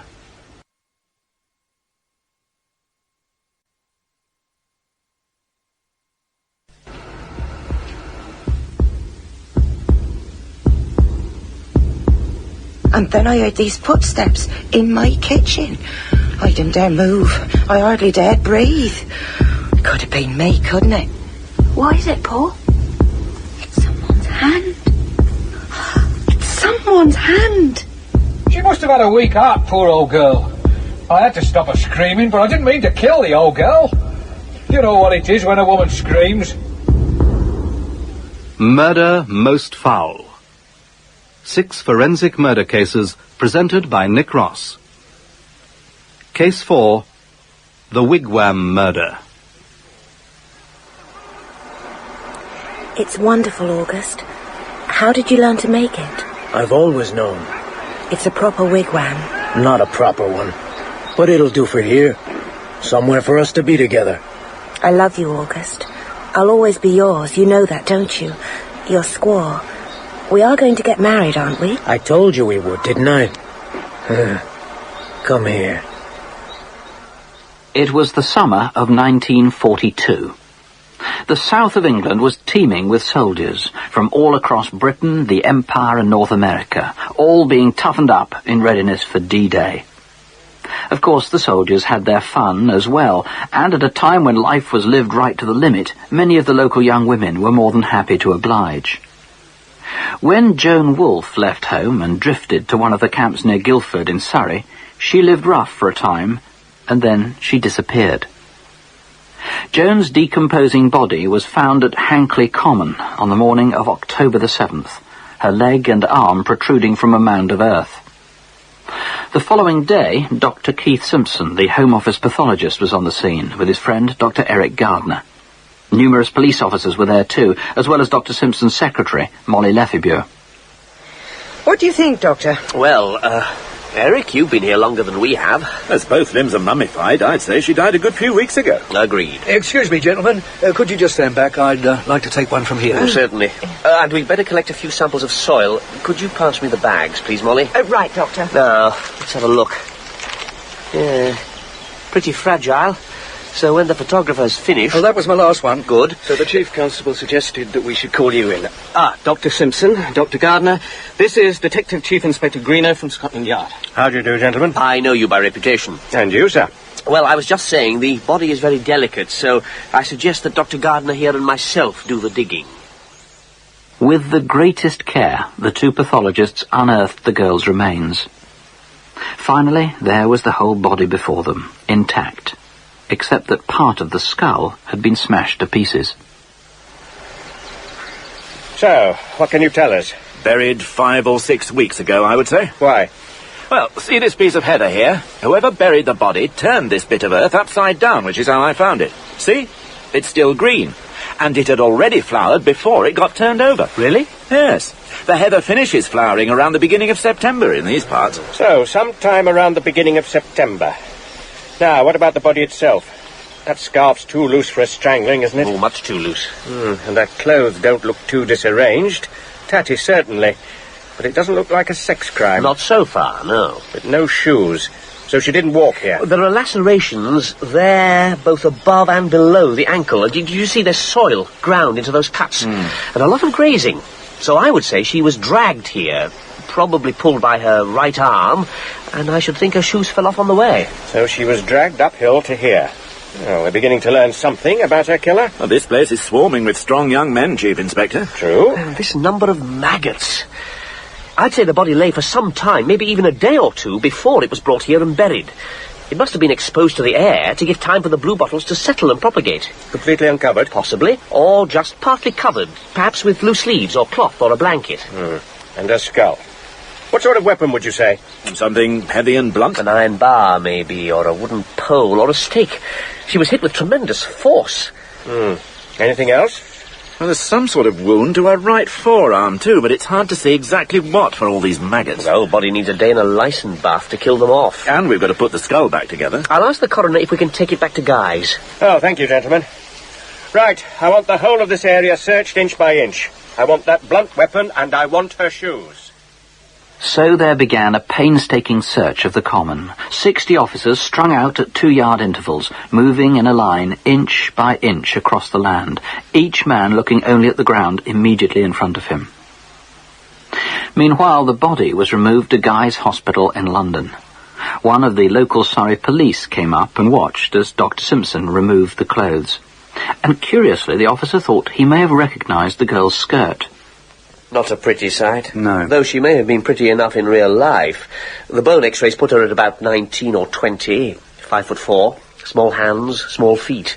Her hair was sandy brown and she'd bleached it a week or two before she died. And her teeth, the front teeth were knocked out, but the two central upper ones must have been very prominent. They actually overlapped. There was one girl I met, Joan Wolfe. Who was she? We had her in my office 6 or 7 weeks ago. We were worried about her. She'd been living in the woods. In the woods? In a sort of homemade hovel. Branches, bracken, bits of this and that. Sort of wigwam. Her boyfriend had made it for her. And he was? August Songray. Canadian, half Indian. She told me she was pregnant and I sent her off to a hospital. Anyway, the next day, Songray called in looking for her, saying he wanted to marry her. Of course, I'm not sure that's her, but she does fit the description. Well, we'd better let the Chief Inspector know. Detective Chief Inspector Greenough had in fact reached the name of August Songray by his own route. Another local policeman remembered having taken to the police station a girl who'd been living rough, and he'd questioned both the young woman and Songray, her boyfriend. Greenough went to see the major in charge of Songray's camp. I'm making inquiries about a girl called Joan Pearl Wolfe. Does the name mean anything to you? Yes, it does. You had better come in. Ah, thank you. What about August Songray? Ah, yes, Regina Rifles. Back in the summer, one of the military police came across the two of them in some sort of makeshift love nest he'd built for them. Where? Right here, in the camp. They were moved out of it, obviously, but then a few days later he built another one, a sort of wigwam, and this time he was arrested and brought in front of me. And what did you do? Hauled him over the coals, of course. So what happened to the girl? Don't really know. Seemed quite pleasant. Wore a crucifix. I gave her £1 for food and shelter. I think she only had the clothes she stood up in. But in the end, he said he intended to marry her. I told him the details of how he should go about it, jotted them down for him, and assumed that was the end of it. Inspector, you're not telling me... And did he do anything about it? Marrying her? No, he didn't. And when was this, Major? It was, let me see, it was 24th of August. Look, do you want me to get hold of him? I can bring him... No, not for the moment, thank you.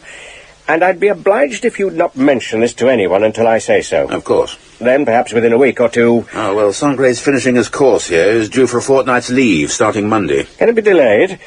Until I can get all the evidence together. Well, I'll do my best. You do realise this is a murder inquiry, Major Grey? Of course. It isn't as easy to get round military regulations as you might think. I simply can't question Songray yet. And if he goes off for a fortnight's leave, he might never come back. I'll do what I can. But for now, could you get him in and ask him about the marriage?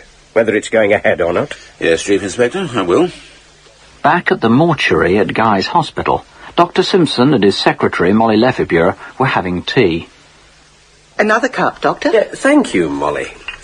Yes, I'd say things are becoming a little clearer.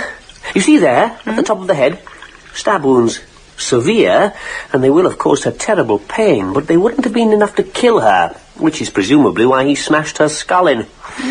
Yes, these really are delicious tea cakes. Oh, and there, look, on the right arm, more stab wounds, probably as a result of trying to shield herself. But if you look closely, those wounds look a rather odd shape, don't you think? Yes, they do. Well, I think she's clean enough now.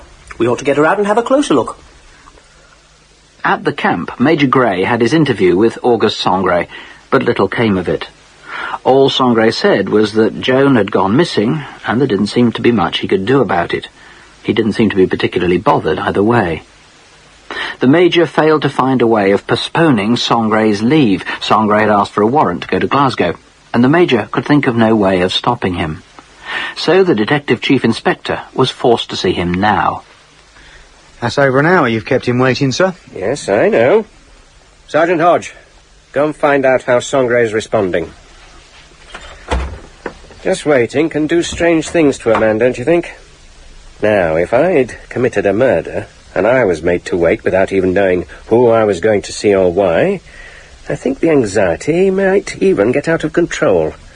I think I might start making mistakes. But it doesn't leave much room for surprise, does it? Well, there is that. We'll have to see, won't we? He's in the shower room, sir. Has been for a few minutes. The provost sergeant says he seems agitated. Good. Let's have him in, then.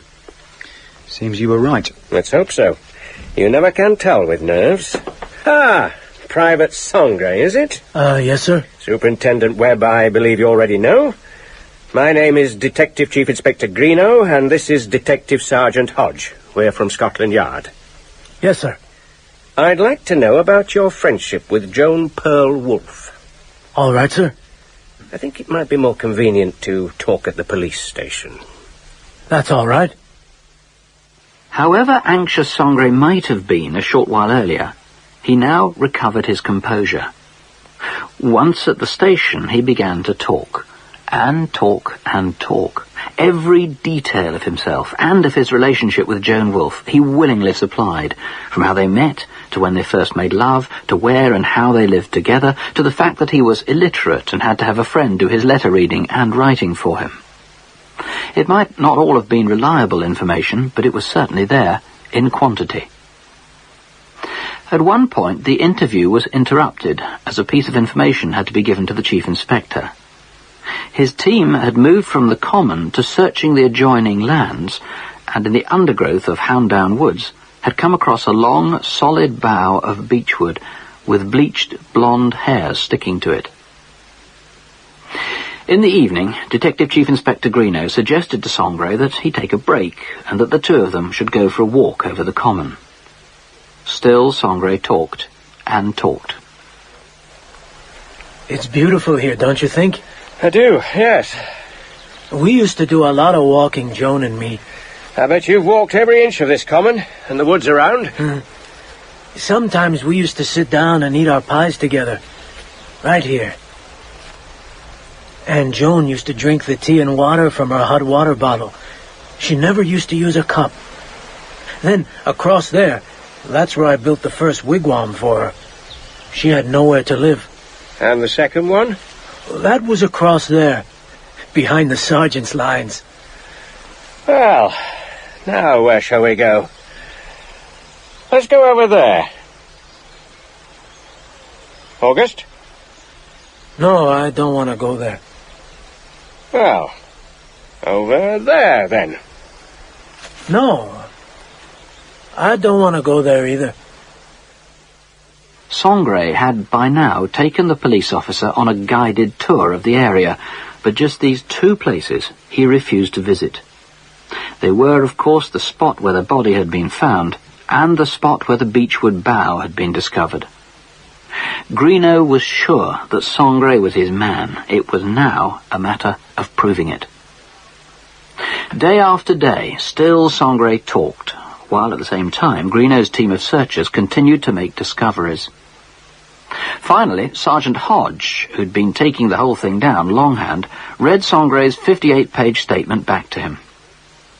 It was only at the end of this that Greenough presented to Sangre some of his team's findings, and for the first time, Sangre was shaken. Sangre, I'd like you to have a look at these. The crucifix first. Do you recognize it? I'm not sure. It might be Jones. Or Jones might have been a bit bigger. I'm not sure. And the socks? The piece of dress? The stockings? The shoes? I guess you have found her. Everything points to me. I guess I shall get the blame. Yes, she is dead. She might have killed herself. Sangre had come perilously close to admitting knowledge of Joan's death, though over all those days Greenough hadn't once mentioned that the body had been found. Still, the police didn't have sufficient evidence to charge Sangre with murder, and the soldier duly went off to Glasgow. There was, after all, a girl there waiting for him. He'd written passionately to her, using the same friend who'd read for him the letters from Joan. Now the Detective Chief Inspector went up to London, taking with him Sangre's battle dress and an impressive collection of material trawled from the common and the woods. The stab wounds are certainly an odd shape. There's a sort of beveled effect, almost as if they'd been drilled. Any ideas? Well, the injury to her arm is very strange, too. She was stabbed, but then as the weapon was withdrawn, it actually pulled out some tendons with it. We think the knife must have had some kind of hook on the end. What, like some sort of beak? Morning, Doctor. Morning. Yes, something like that. And as he stabbed her, he must have turned the knife, or turned it as he pulled the knife out, and the hooked end produced that beveled effect on the skull. You haven't found a knife like that? No, nothing. No, I do have some other items of interest. Go through. Thank you. Ah, Dr. Gardner. Miss Lefebvre. Good morning. Morning. And, One skull. Put together like a huge jigsaw puzzle. There were 38 major pieces. Well, I don't remember the last time I've done so much drilling, wiring and riveting. Anyway, here it is. And you can see the fractures all radiating from the one massive hole. The blow must have made her unconscious immediately, and she would have died very shortly afterwards. Yes, well, this is what I think made that hole. A perfect fit. Somehow I thought it would be. We'll do an analysis of the hairs to check whether they match. And here's something else for you to analyse. It's a blanket belonging to Sangre. Those stains look like blood to me. Yes. Except that it's been washed. And this is his battle dress, again with blood stains. Washed again, of course. Did Sangre give any reason for having washed them? No, just said he'd washed them, and that was that. Well, let's lay them out, shall we? Now, given where the injuries are on the body of the victim, I'd say they match up pretty well exactly with the positioning of the stains on the blanket if she'd been wrapped in it. Now all we need to find is your beak-nosed knife. The hairs on the beechwood bough did indeed match the hairs found on the body, and benzodine tests on the blanket and battle dress proved positive. But the tests weren't exclusively specific for blood, so the items were handed on to Dr. Roche Lynch, Home Office analyst, who carried out further experiments. These proved negative. In other words, even if it was Joan Wolfe's blood on the material, it could no longer be proved to be hers. Sangre's thoughtful washing had seen to that. The search for the knife continued, but the dozens of men combing the Surrey flora found nothing that could have inflicted the wounds found on the body. Then a soldier, Private Kroll, told the chief inspector that he'd been out collecting blackberries on the common one day in August when he'd come across an unusual black-handled knife stuck in a tree just above a shack. Kroll had noticed that the knife had a curious hook at the tip of the blade. He'd taken the knife to the provost's, and a Corporal Harding had eventually returned it to Sangre. The chief inspector checked the location. Yes, the shack had been Sangre's wigwam. Ooh, you having a good time? Never had better. Oh, what are you doing that for, then? Because it's been blocked, and because the Lance Corporal's told me to get it unblocked. You get all the best jobs. You'd think with me having got all this lot out, it'd be clear, wouldn't you? Yeah, you'll be surprised what some people put down drains still. Nah. Yeah. What's this? I'd call it a knife, wouldn't you? Yeah. But what's it doing down the shower room drain? I think you'd better give that to the Lance Corporal. It was, of course, the black-handled, hook-nosed knife, and the drain ran from the shower room where Sangre had gone when he'd been so agitated before his first meeting with the men from Scotland Yard.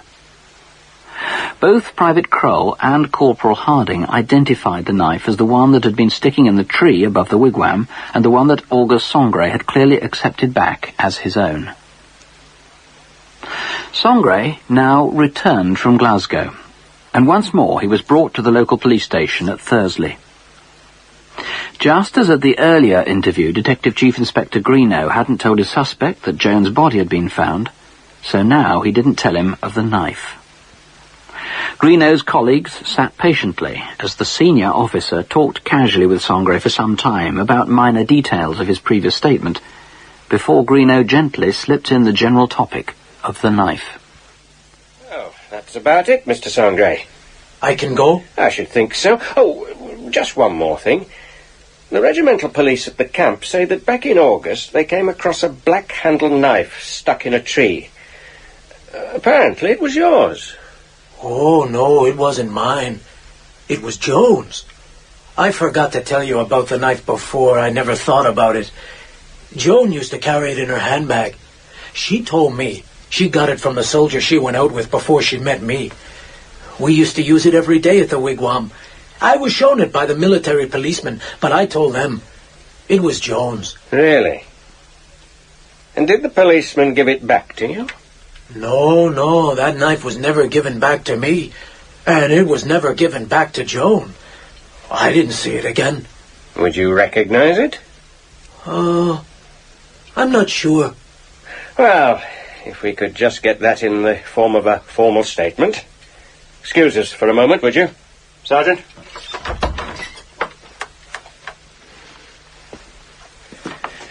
Get that into a statement, would you, and see that he signs it? Yes, sir. And, Sergeant, then charge him with murder. The trial was held at the Surrey Winter Assizes at Kingston-upon-Thames before Mr. Justice Macnaughton. In his opening address, Mr. Eric Neave, KC, included a reading of the whole of Sangray's 17,000-word statement. And then he read a letter. From the girl to the prisoner, dated the 26th of July, 1942, in these terms. Dear August, I hope that you are well, as I have not seen or heard from you. Did you receive my last letter, as I was not sure of the name of the camp? I wish with all my heart that I could see you. It is so very lonely here without anyone to speak to, and there is so much I want to tell you. They are going to try and get me somewhere to stay in Godalming, or, if this is not possible, in Guildford. That will be nice, because we will be able to see each other. Just 1 week has passed since we've been together, dear. It seems such a long time. I hope you will try and come and see me. You are all I have in the world. Of course, if you do not want to come, I shall understand, August, but I am sure I shall never understand men. I do not know enough about them, but I can live and learn. Anyway, I am pretty sure we are going to have a baby. Maybe that is why you do not want to come and see me, because you think that. I regret what we did now it is too late, for I still say it is wicked. Oh, dear August, why did we do it? You will not want to marry me anyway, because we hardly know one another, and I don't want to know anything about babies, but I... And then the letter goes off into a blank which we cannot decipher. Then it goes on. Well, I suppose I shall have to close this letter now if I want to get it posted. So, au revoir, Daddy. God bless you always, dear Joan. With that letter still vivid in their minds, the jury later watched Dr. Keith Simpson as he gave evidence, and he held in his hand, there in the courtroom, the skull of the same young woman. In his other hand he held the hook-nosed knife, and using one upon the other, he made a demonstration to the jury. Such a thing had never before happened in a modern British court. If you look here, you will see that there is a small channel. That wound corresponds precisely with the kind of wound one would expect with this knife, Exhibit 4. The central hole corresponds with the entry of the point, and the track leading to it corresponds with that part of the blade close to the point which curves into the point. It is quite a remarkable wound, and the comparison between the knife and the wound is even more remarkable. It is an exact fit, is it not? It is. What have you to say about sub-photograph 4B? This photograph shows a very nearly similar wound, in which there is again a central depression, and at the lower side, leading up from the lower edge into the central depression, a similar track. The defence did what it could to undermine the strength of Dr. Simpson's testimony, presenting him with other weapons which could have been used to produce the victim's wounds. Once more, the doctor took the dead woman's skull in one hand and the actual murder weapon in the other. So, Dr. Simpson, would I be right in saying that any other knife would fit into that wound in the same way? Not any other knife. Well, is this knife, Exhibit 34, here, a knife of sufficient calibre to make that wound? Yes. Now look at 4B and take the knife, Exhibit 34. If that knife were put in, could a similar wound be inflicted? No. There is a great difference in the case of both wounds 4A and 4B. I can envisage a number of knives with the end of the blade something like this, and they might account for both wounds, but certainly not this knife, and not in comparison with this exhibit. Finally, after listening to 74 witnesses, and all the persuasions of defence, prosecution, and the judge himself, The jury retired to their room, not only with numerous photographs and other documents that had been produced, but also with the skull of the victim and the knife that was said to have been used upon it. Members of the jury, are you agreed upon your verdict? Yes. Members of the jury, look upon the prisoner at the bar. Do you find the prisoner, Auguste Sangre, guilty or not guilty of murder? Guilty, but with a strong recommendation to mercy. You find him guilty of murder, and that is the verdict of you all? Yes. Prisoner at the bar, you stand convicted of murder. Have you anything to say why judgment of death should not be passed upon you? I am not guilty, sir. I never killed that girl.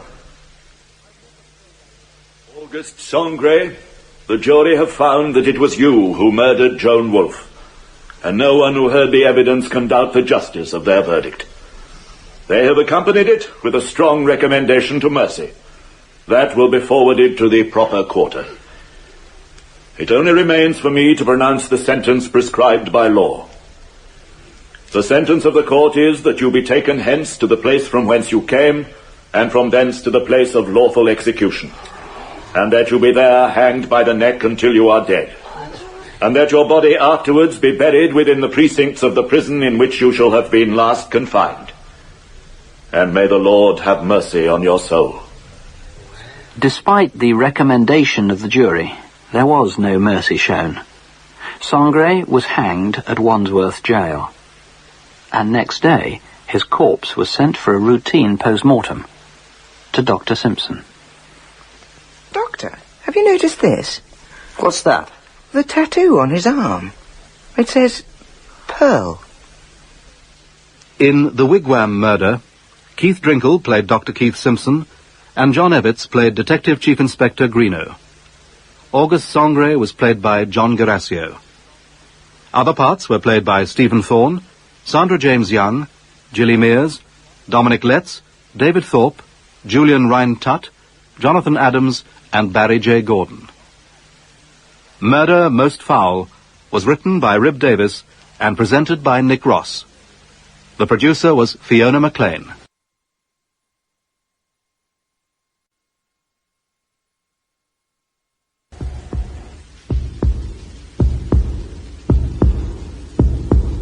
And then I heard these footsteps in my kitchen. I didn't dare move. I hardly dared breathe. Could have been me, couldn't it? What is it, Paul? It's someone's hand. It's someone's hand. She must have had a weak heart, poor old girl. I had to stop her screaming, but I didn't mean to kill the old girl. You know what it is when a woman screams. Murder Most Foul. 6 forensic murder cases presented by Nick Ross. Case 5, Death of the Lord of Life. Ah, night it. You're early. I've just come from the jeweller's. There's a box being made for the royal family's decorations. They need the exact dimensions, so I'm going to measure them. Is the king still in there? He still doesn't seem too well. He's been to the bathroom, but he didn't want his orange juice. He just waved me away. That's not like him. And he's gone back to bed. I'd better not disturb him then. I'll wait here with you. That, at least, is the conversation given in witness statements. The witnesses were 2 royal pages. The event, just before they were joined by the king's brother. The date, Sunday the 9th of June, AD 1946. The year of the dog, Buddhist era, 2489. The place, the Barompiman Hall, the Royal Palace, Bangkok, in Thailand, then called Siam. And the king, the 20-year-old Anand Rongsit of Siam, of the royal family Chakri, the divine, the Lord of Life. No, the king's shot himself. My poor Nand. He's all right, isn't he? Oh, my dear Nand, my dear Nand. More cloth. Get another cloth. But it was too late. King Anand was dead, his pistol lying by his outstretched arm, a great hole in his forehead, leaking blood. All right, I want a thorough inspection of the whole palace. Sir? And all servants, guards, and officials of the palace are to be questioned as to their movements and every detail of what they saw. Now, I'm afraid we are going to have to examine the King's body, Your Highness. I can't allow that. I'm sorry. I do understand your reasons, but it really is necessary. I can't allow it. Touching the royal personage is no longer an offence punishable by death, Your Highness. In fact, it is no longer a criminal offence. It is an offence to me, sir, and he shall not be touched. He shall not. You're telling me that the king has killed himself? I'm afraid so, Prime Minister. There is no possibility of assassination. There appears to be none. No one was seen entering or leaving the chamber, and it was the King's own pistol found lying by his hand. But I have called for the two pages, Nightchit and Buta. Nightchit has the pistol. Very well. Bring in the pages. Nightchit, could you tell us where you found the pistol? It was on top of the cabinet, sir. The royal nanny put it there. It was lying on the floor next to the king's hand, and I believe she picked it up to put it out of harm's way. Give me the pistol. Sir. Fully loaded, except for one missing round. And cocked, ready for firing. The king liked to amuse himself with guns, didn't he? Yes, sir. He would often practice with Lieutenant Vacharachai and with His Highness Prince Pumipom. You may leave us now, Nightchit. Buta. Sir. Sir. So, suicide then. The question is what to tell the people. We can't tell them it was suicide. The effect on the whole standing of the monarchy would be devastating. Agreed. It's unthinkable. An accident. We tell them it was an accident, which it may well have been.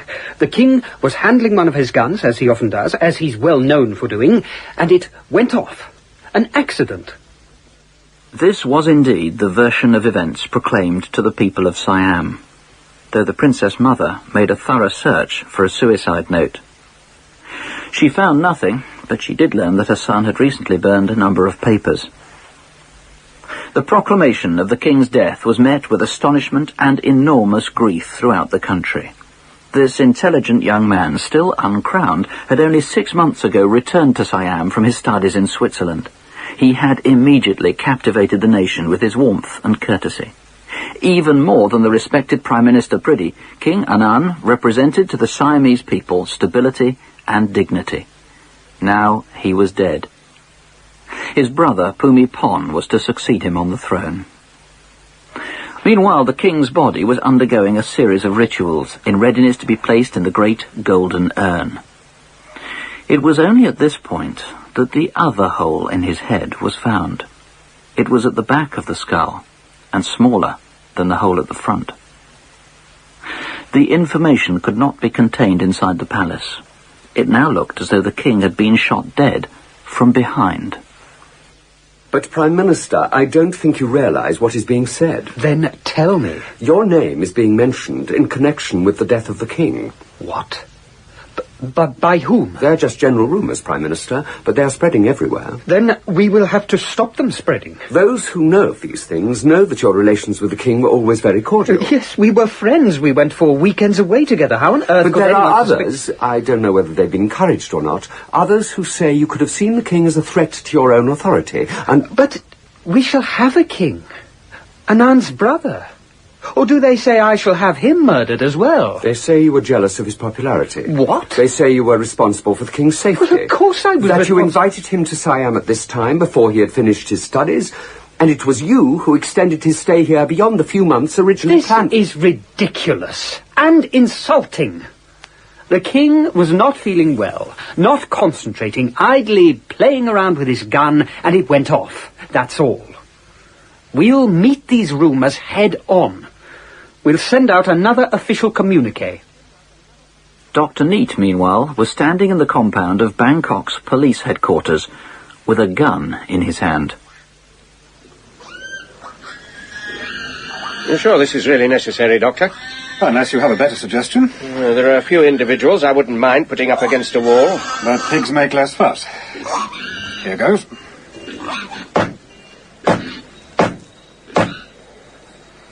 Now, let's look. You're not squeamish, are you, Chief? No, of course not. Well then, As I suspected. That's useful to know. And here again, look.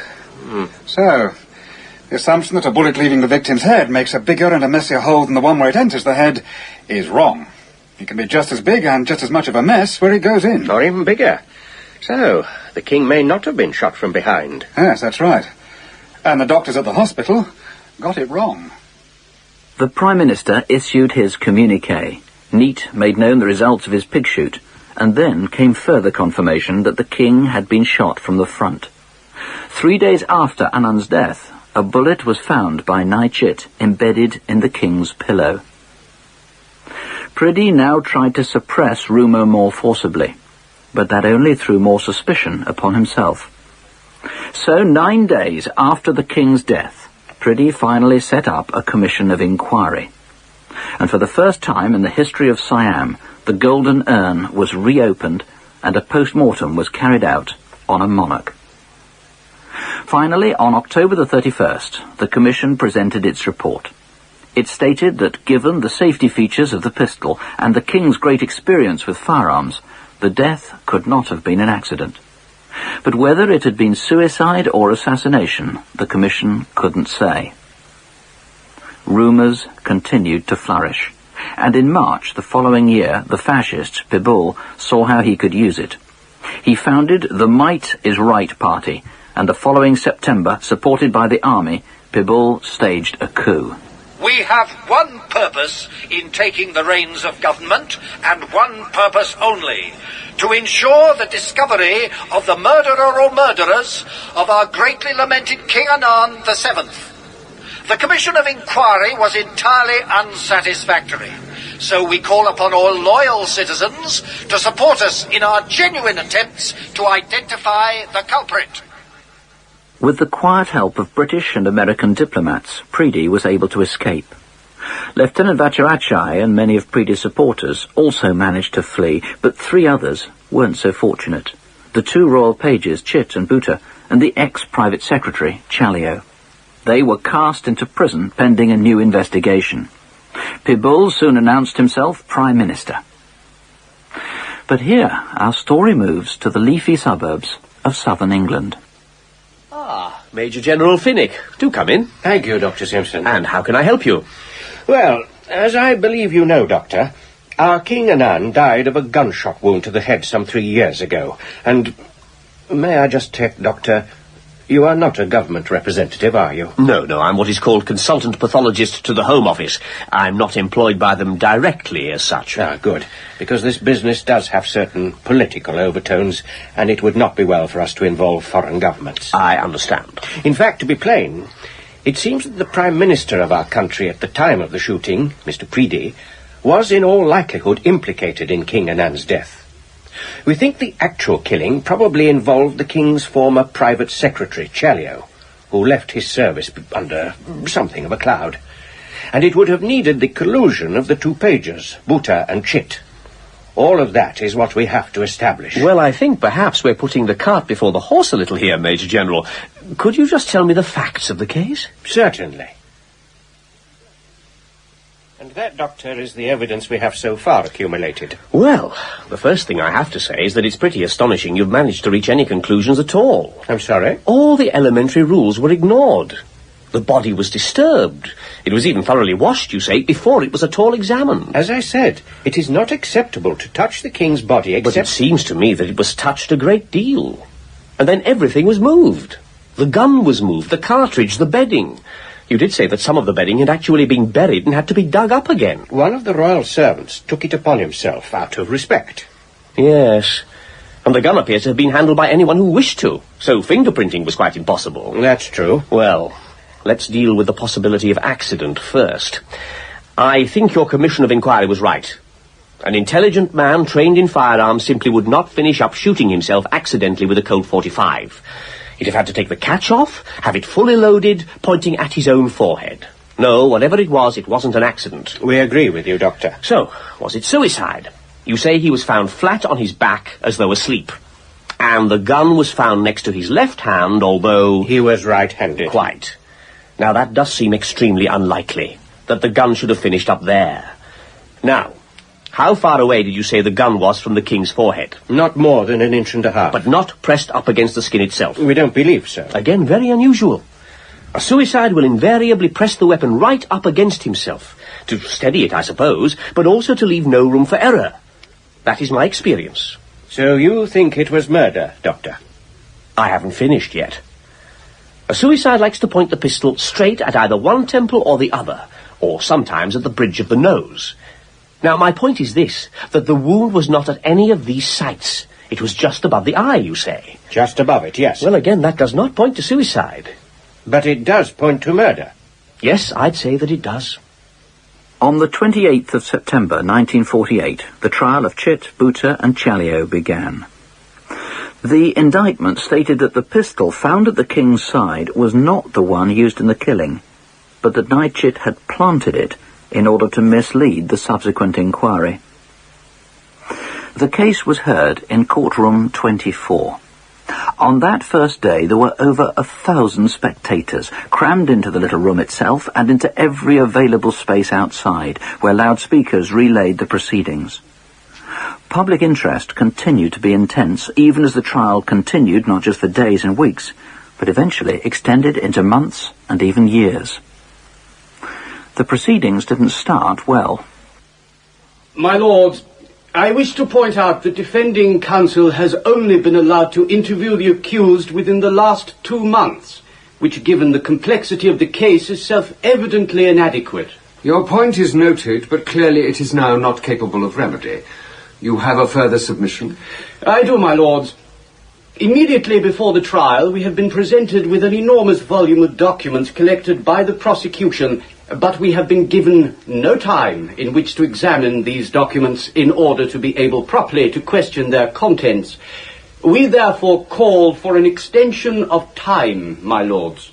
I'm afraid it is not possible to give any such extension. That being so then, my lords, we ask leave to withdraw from the case, as we believe that operating within these strictures is both unfair to our clients and potentially damaging to our own reputations. Perhaps the defence counsel were relieved to be off the case, and certainly replacements weren't easy to find. Eventually, a young lawyer, Sark Na Songkla, stepped into the breach. He had a reputation as a passionate defender of liberty, and others soon followed his example. The trial proper began, and the prosecution soon presented damning new evidence. So, Mr. T, you were staying at the Rear Admiral's house and you overheard a conversation involving who, precisely? It involved Prime Minister Preedy, the King's ex-secretary Chalio, one of the King's pages, Knight Chitt, and Lieutenant Vacharachai. And was the Rear Admiral taking part? No, he wasn't there at the time. So, what did you hear? Oh, I assume they were talking about the King. It was shortly before he was due to go back to Switzerland. Someone said the elder brother said he'd abdicate in favour of the younger brother. Then he'd stand for the Assembly so as to become Prime Minister himself. Then I couldn't hear some of it, until someone said, well, that's just it. If their plan succeeds, we'd be in a lot of trouble. Therefore, we should get rid of him before he leaves. If the job's done successfully, the rewards will come up to everyone's expectations. Thank you, Mr. T. Mr. T, you are a wood merchant, I believe. Yes, sir. But not a very successful one, by all accounts. You are, in fact, of no fixed abode, am I right, Mr. T? Well, just at the moment, yes, sir. And am I also right, Mr. T, in believing that since your initial interrogation by the police, you have, in fact, been supported by the police? Mr. T? Yes. Yes, sir. And the police have also supported your wife? That's correct, isn't it, Mr. T? Yes. Yes, it is. However implausible a witness he might seem, T did stick to his story, and the circumstances were corroborated by other witnesses. Then, in January 1949, Dr. Simpson was again visited in connection with the case, this time by the pathologist and royal physician, Dr. Neate. From all that you tell me, Dr. Neate, it does seem likely that the King's head was lying on the pillow when he was shot. Yes, that is what I concluded, both from the bloodstains, such as were left of them, and the position of the bullet. But we're still left with the question of whether the bullet that was found in the pillow and the cartridge case which Nye Chit said he found on the floor, whether they were in fact from the gun that was lying there, the King's gun. True, we don't yet know that. But there's no reason why you shouldn't, simply by using a comparison microscope. Yes, I'm sure that you're right, and Major General Finnick will make sure that it happens. And, Doctor, would you be willing to give evidence yourself at the trial? Well, yes, I'll have to clear it with the Home Office, but I don't see any reason why not. When might I be needed? They're being very slow indeed, because they're being so thorough. But I should think probably in April, sometime around then. But in the event, Dr. Simpson never was called to Bangkok. The trial resumed. A gardener at the palace was questioned. He'd seen a man running down steps from the back veranda of the hall to the garden just after the shooting. He thought it was Lieutenant Vacharachai. Vacharachai's chauffeur confirmed driving him near to the palace, and even worse, his laundress said she'd washed blood from his sleeve shortly afterwards. Then Dr. Neat was called to the witness stand.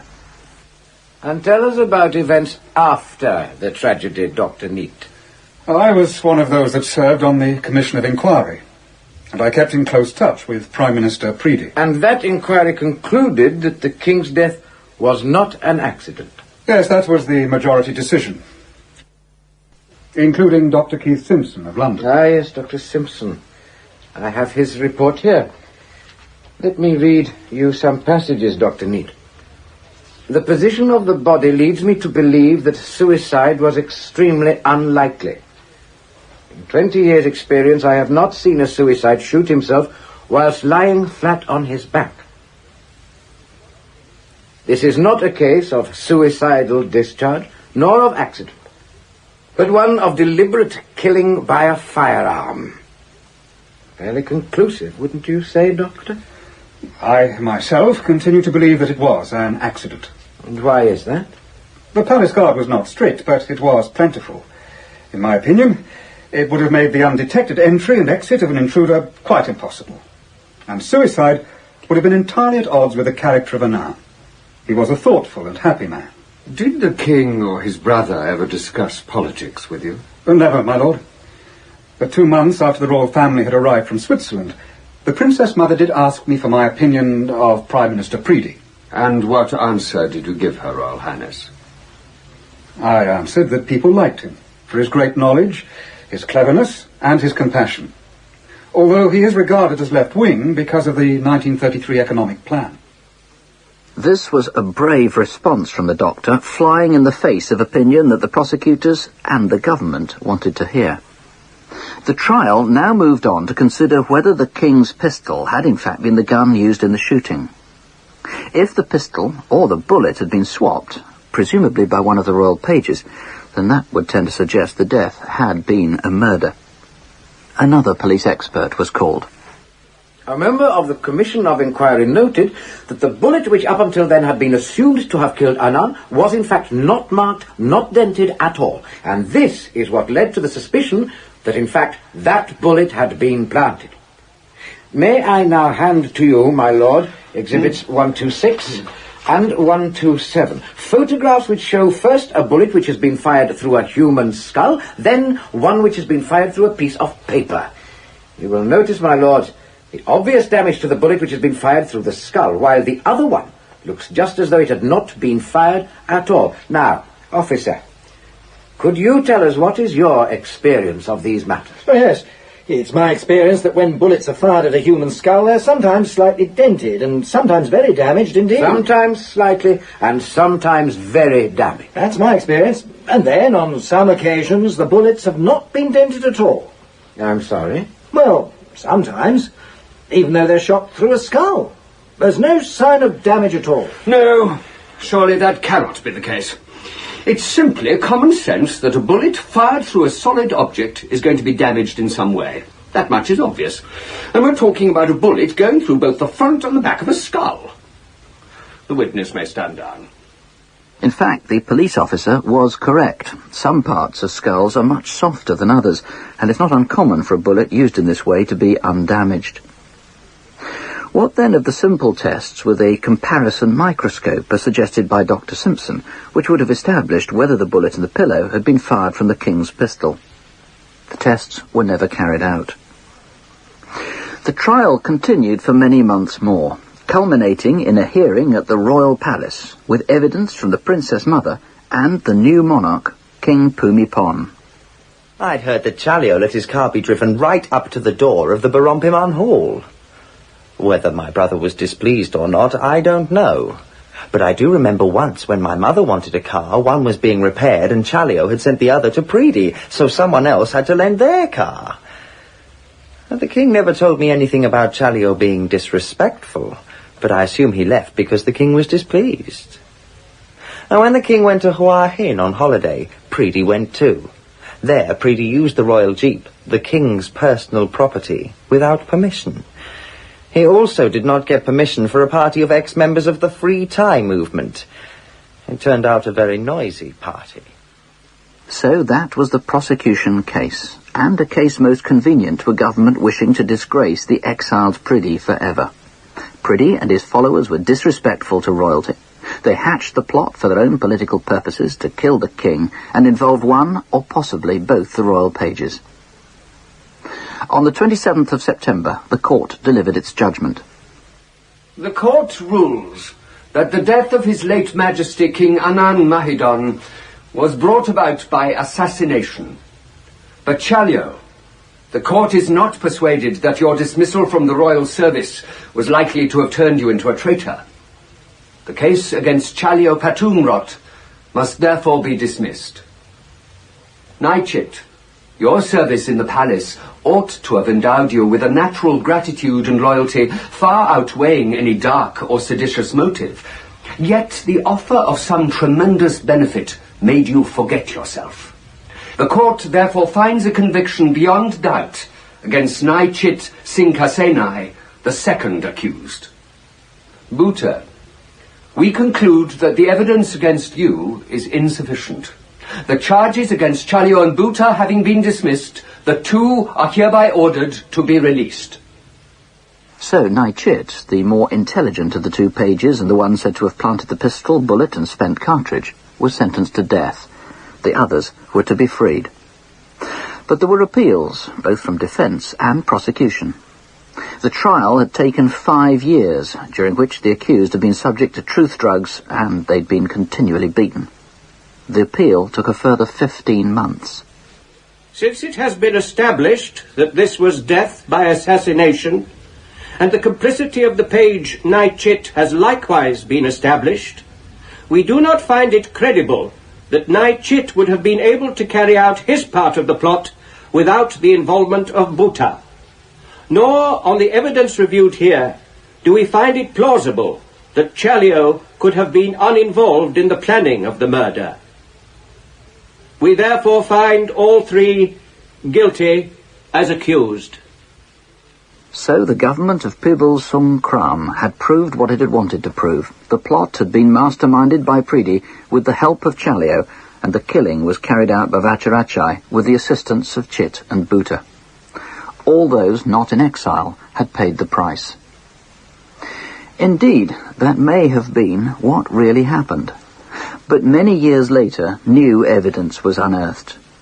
King Anand had not only been educated, but brought up in Europe, and in many ways was a European. It seems, while still a student, he'd fallen in love with a young woman named Marilyn Ferrari. Yet now he was king of Siam, with all the pressures and responsibilities of that, as well as the tremendous culture shock. He was about to go back to Switzerland. Could he face the prospect of seeing her again, and the final parting before returning for his coronation? He'd been particularly tender to his brother. He'd burned some papers, letters from Marilyn. He'd stayed in bed unusually long. Would any assassin have been able to foresee that? And then, well, had he shot himself, using both hands to steady the gun? Probably. We shall never know. In Death of the Lord of Life, Keith Drinkle played Dr. Keith Simpson and Philip Sully played Dr. Neat. The judge was played by Christopher Good. Other parts were played by John Evitts, David Thorpe, Steve Hodson, James Telfer, Diana Payan, Philip Anthony, David Holt, and Julian Ryan-Tutt. Murder Most Foul was written by Rib Davis and presented by Nick Ross. The producer was Fiona McLean.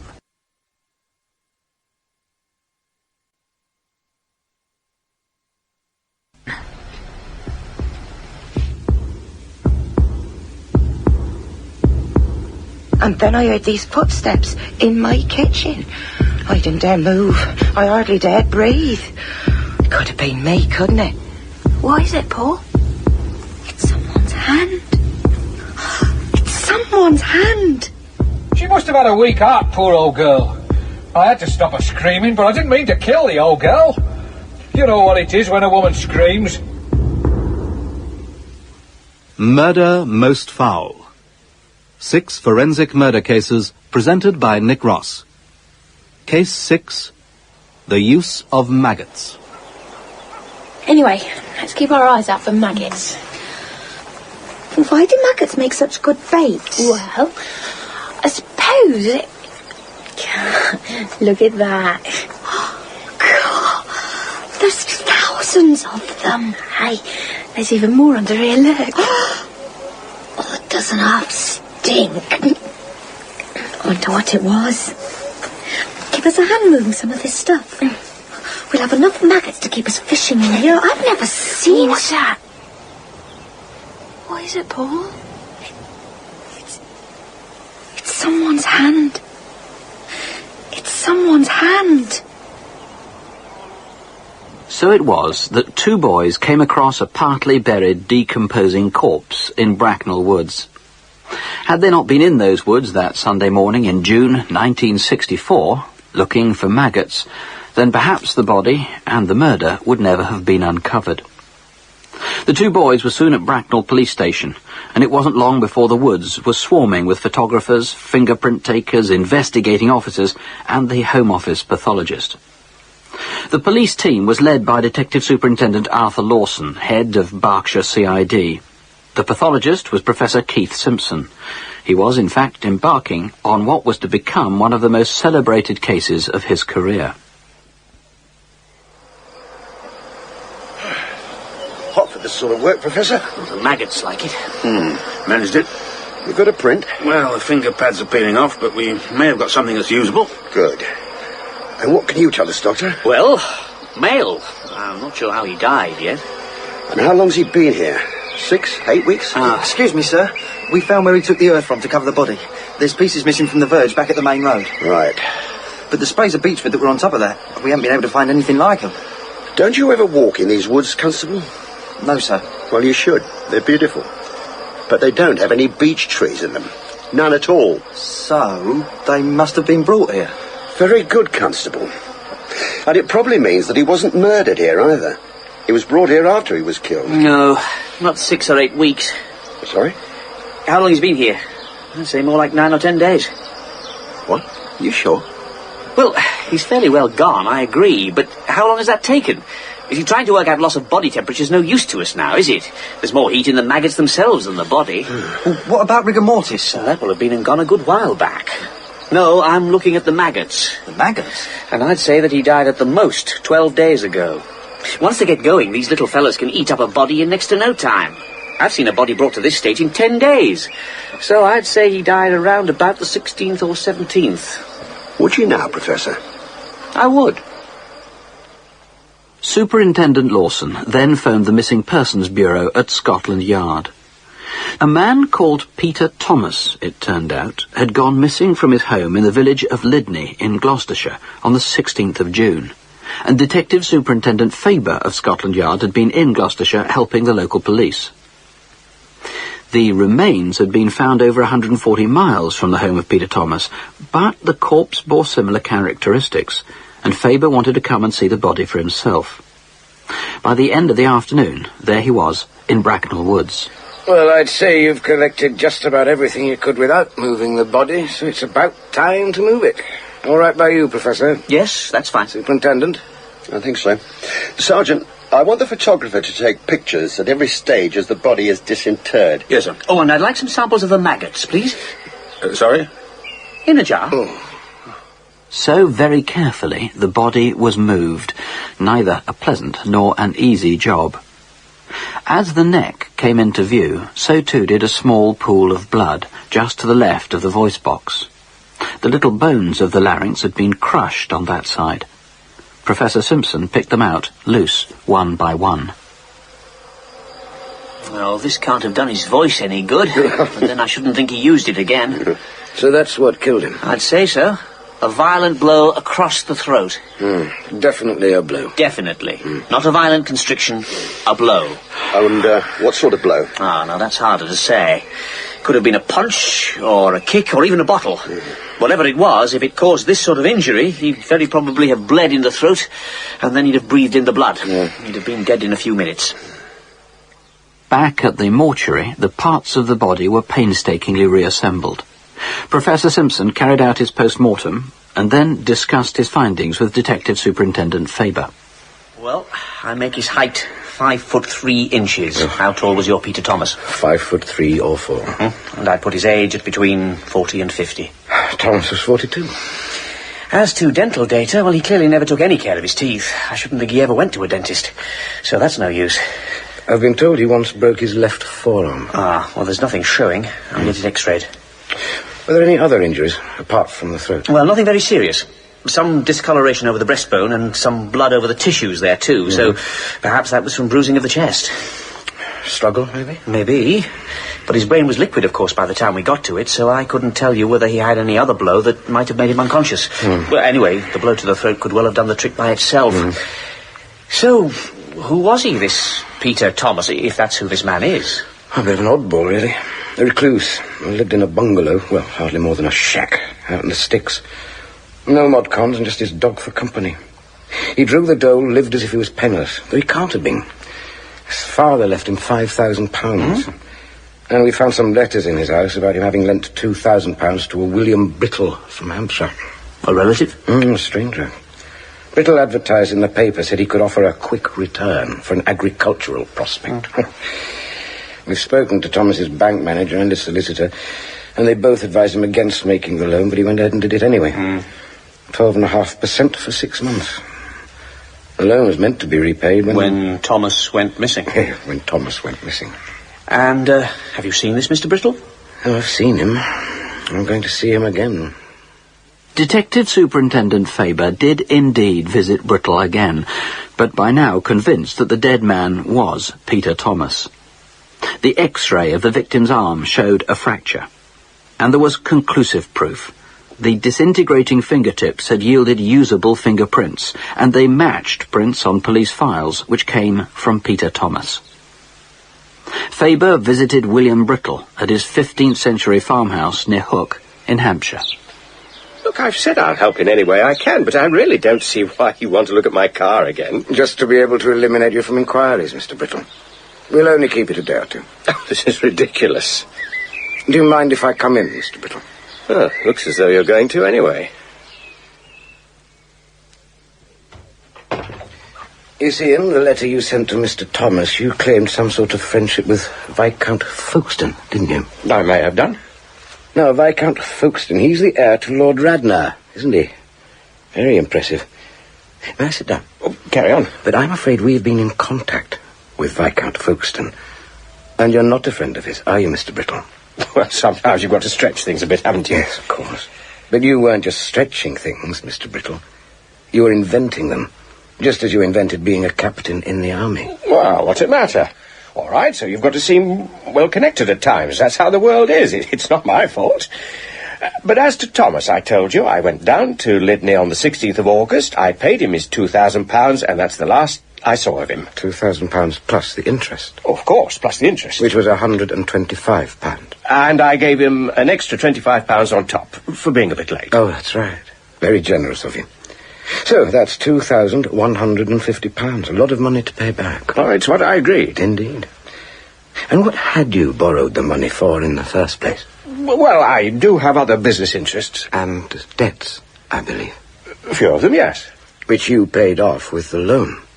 So how did you pay back Mr. Thomas? Well... Did you borrow from someone else, perhaps? It came in bits and pieces, you know. Nothing you could put your finger on. Over £2,000. In bits and pieces. It's a few years' wages for us ordinary folk, Mr. Brittle. And despite this beautiful house, I believe your salary as a heating engineer salesman, isn't it? Yes. Yes. I believe your salary is not more than average. Yet over £2,000 comes in and you can't put your finger on how. I won a lot of it on the races. Ah, really? You're a lucky man. So which horses did you win on? I'm not very good at remembering that sort of thing. Oh, come on. One horse? Just one winner? It was an accumulator, a roll-up system at the races. Shall I tell you what, Mr. Brittle? I find it hard to believe you. Well, I'm telling you the truth. And about when I went to see Thomas that day, I picked up a hitchhiker. So he'll be able to tell you. I hope we can trace your hitchhiker. And the bookmakers where you won these enormous amounts of money. Because otherwise you might be in some trouble, Mr. Brittle. Not only Brittle's car, but also his shoes and clothing were all minutely examined. A blood stain was found on a jacket sleeve. It was blood group O, the blood group of the dead man, but that was also the blood group of Brittle himself. In the car, nothing was found, not a drop of blood, not a clod of earth, nothing. Nothing, that is, except for a single leaf nestling under the driver's mat. It was the leaf from a beech tree. There were no beech trees in the area of Brittle's home. The superintendent visited a Mr. Worsley, a former warrant officer. Yes, I remember him. Cold sort of fella. Not all that popular with the lads. And you were in charge of his unit? In charge of the physical training of his unit, yeah. And they needed it, I can tell you. Bodies made of jellies before I got hold of them. Did you teach them any karate? Karate? No, that's not the way we do things. None at all? Well, the chop, of course, that comes in useful. Could that be fatal? Oh, yes. You could kill a man with that. Then there was the hitchhiker that Brittle said he'd picked up. The story turned out to be true. The man was traced. He was a golf caddy, and he confirmed Brittle's story that he'd been to Lydney on that day. Now, would a murderer have stopped to give a hitchhiker a lift while he had a corpse in the boot? Possibly, but he'd have to be a very cool killer indeed. For months, Faber patiently put together whatever scraps of evidence he could about Brittle's debts and problems with his mortgage repayments, about his arrears on insurance premiums, about his having once scornfully referred to betting on horses as a mug's game. The case was still very much alive. But then, disaster seemed to strike. Detective Superintendent Faber paid a visit to Professor Simpson's laboratory at Guy's to tell him the bad news. So, what's the problem? A man called Roberts is the problem, Dennis Roberts. And? He says he saw Peter Thomas alive on the 20th of June. What? He says he was looking at the timetable in the bus station of Gloucester. But the 20th of June, Doctor, that's 4 days after Brittle went to Lydney. 4 days after he was meant to have killed Thomas. What do you know about Roberts? Oh, I know what you're thinking. But I haven't any reason to doubt him. He's a perfectly respectable fellow, a nylon spinner, an acquaintance of Thomas. Well, if he's not lying, he's mistaken. And if he's telling the truth, and he is not mistaken, the whole case against Brittle collapses. I realise that. But Thomas was not alive on the 20th. Well, if I'm to convince the DPP, I'm going to need that in writing. Would you do that for me? Of course. As being wholly inconsistent with my findings. Could you read that back to me, Jean? I have today been shown by Detective Superintendent Faber a copy of a statement made by Dennis John Roberts to the effect that on Saturday, 20th of June, he saw a man whom he recognised as Peter Thomas at a bus station. The condition of the body when examined in the wood on 28th of June precludes this possibility in my view. I have had considerable experience in the timing of death and would regard Dennis Roberts' statement as being wholly inconsistent with my findings. Thank you, Jean. Do you think that'll do? I don't know.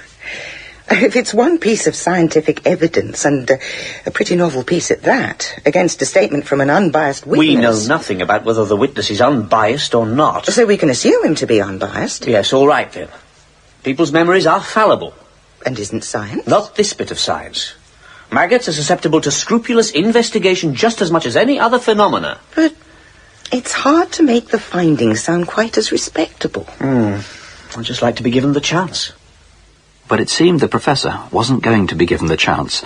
The Director of Public Prosecutions considered the matter for some weeks, took the opinion of senior counsel, and then decided that the prosecution case just wouldn't stand up in court. Bitterly disappointed, all Faber could do now was submit the case to the coroner at Bracknell and have the inquest jury hear the evidence, though it could hardly be expected that a coroner's jury would commit Brittle for trial when the Director of Public Prosecutions had decided not to do so.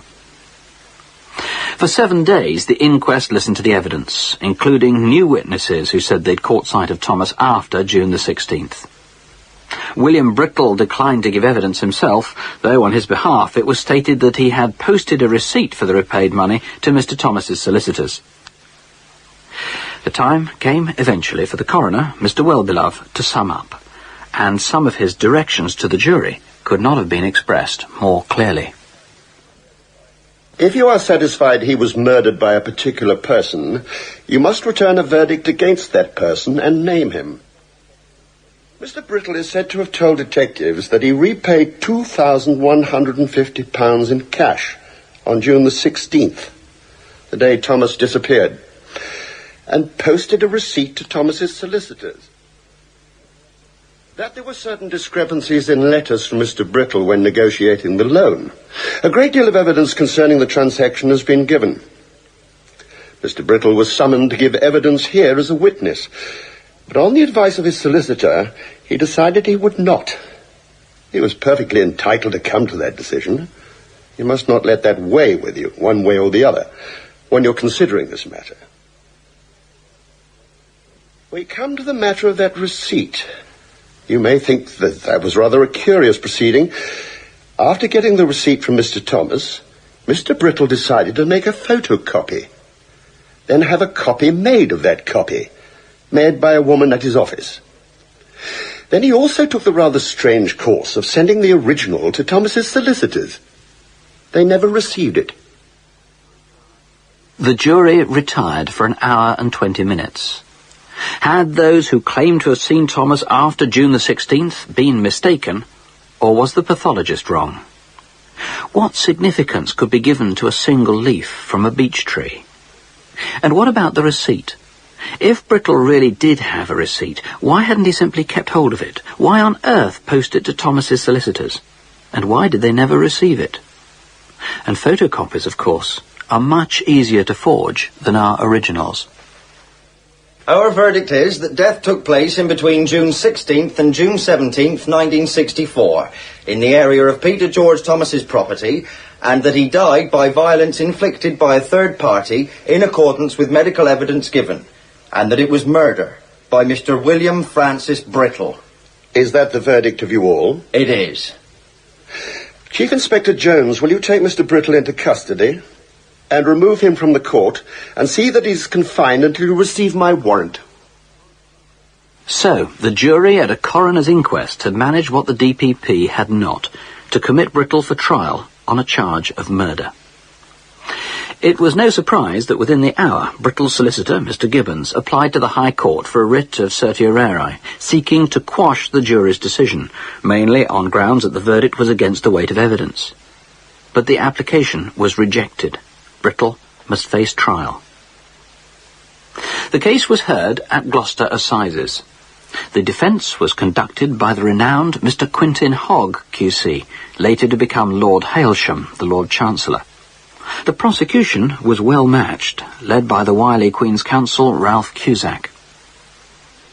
The final witness for the prosecution was Professor Simpson.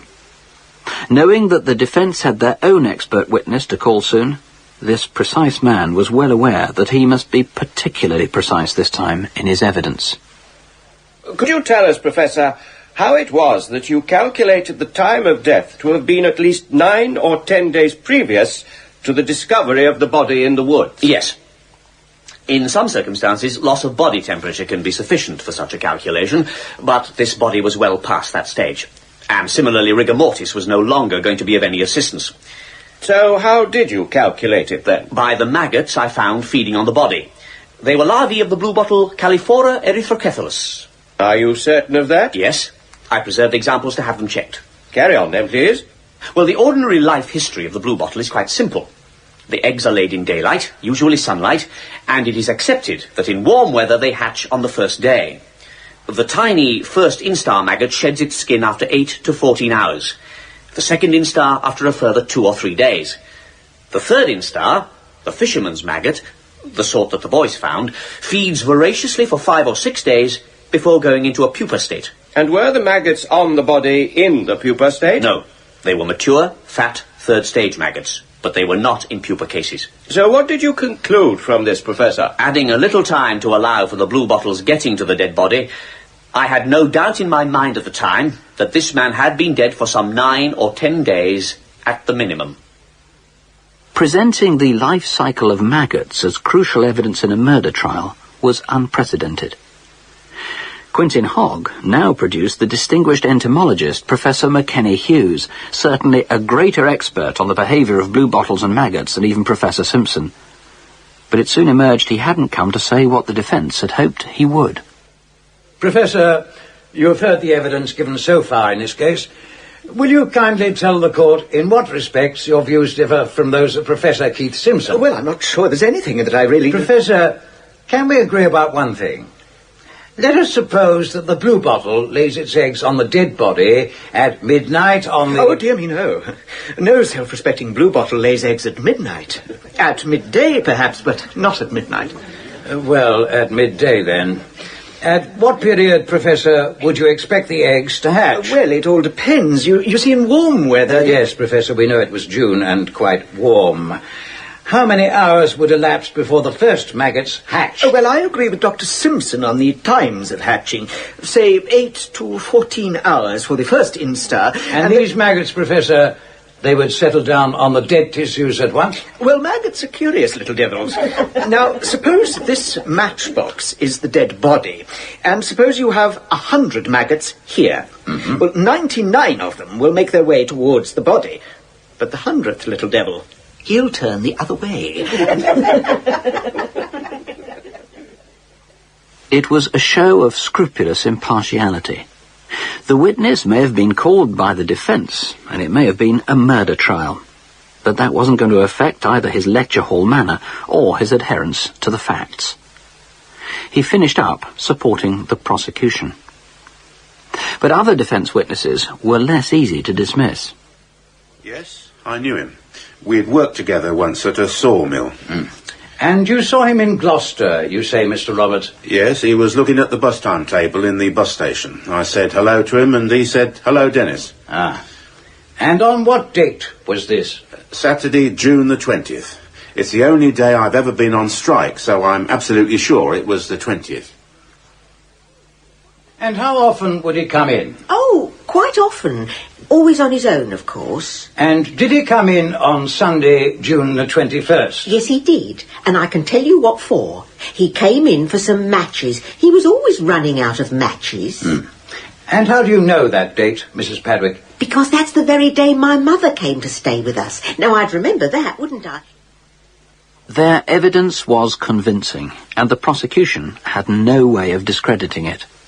All they could do was rely on the statements given by the pathologist and by the entomologist, who ironically had been called by the defence. Quentin Hogg summed up for the defence. The financial aspect of the case provides both motive and opportunity. But I submit that you don't prove a charge of murder or anything else by proving opportunity or by suggesting that there is motive. What has got to be proved beyond reasonable doubt is not opportunity or motive, but the commission of the crime. Brittle is supposed to be able to fell like an ox at a single blow an open-air fellow defended by a dog. He is then able to make his car so chemically clean that all the microscopes, reagents and samples, all the lynx eyes of experienced police officers and forensic scientists are unable to find the slightest trace of a body having been in the boot of the car. No, Brittle has not been connected with any evidence of violence. If Thomas was living after June 16th, it was not by the hand of Brittle that he met his death. And 3 witnesses have sworn that they saw Thomas alive and kicking 4 or 5 days after the prosecution alleged that he was dead. Professor Keith Simpson has failed to prove that Thomas died on June 16th. And if it was not established that the date of death was June 16th, although there may be motive, there is no opportunity. Thomas was alive after June 16th. The hand that caused his death was not that of Brittle. Quintin Hogg had done all he could. Then, rather like the coroner before him, the judge, Mr. Justice Phillimore, summarised with a tone of clear detachment, while gently implying, perhaps, how he viewed the case himself. If a man is proved to be unscrupulous or a liar, you don't infer from that he is necessarily also a murderer. It may seem odd to you that a man working so many miles away from Lydney, Gloucester, where Thomas lived, travelled there to repay him by cash when he could have sent a cheque.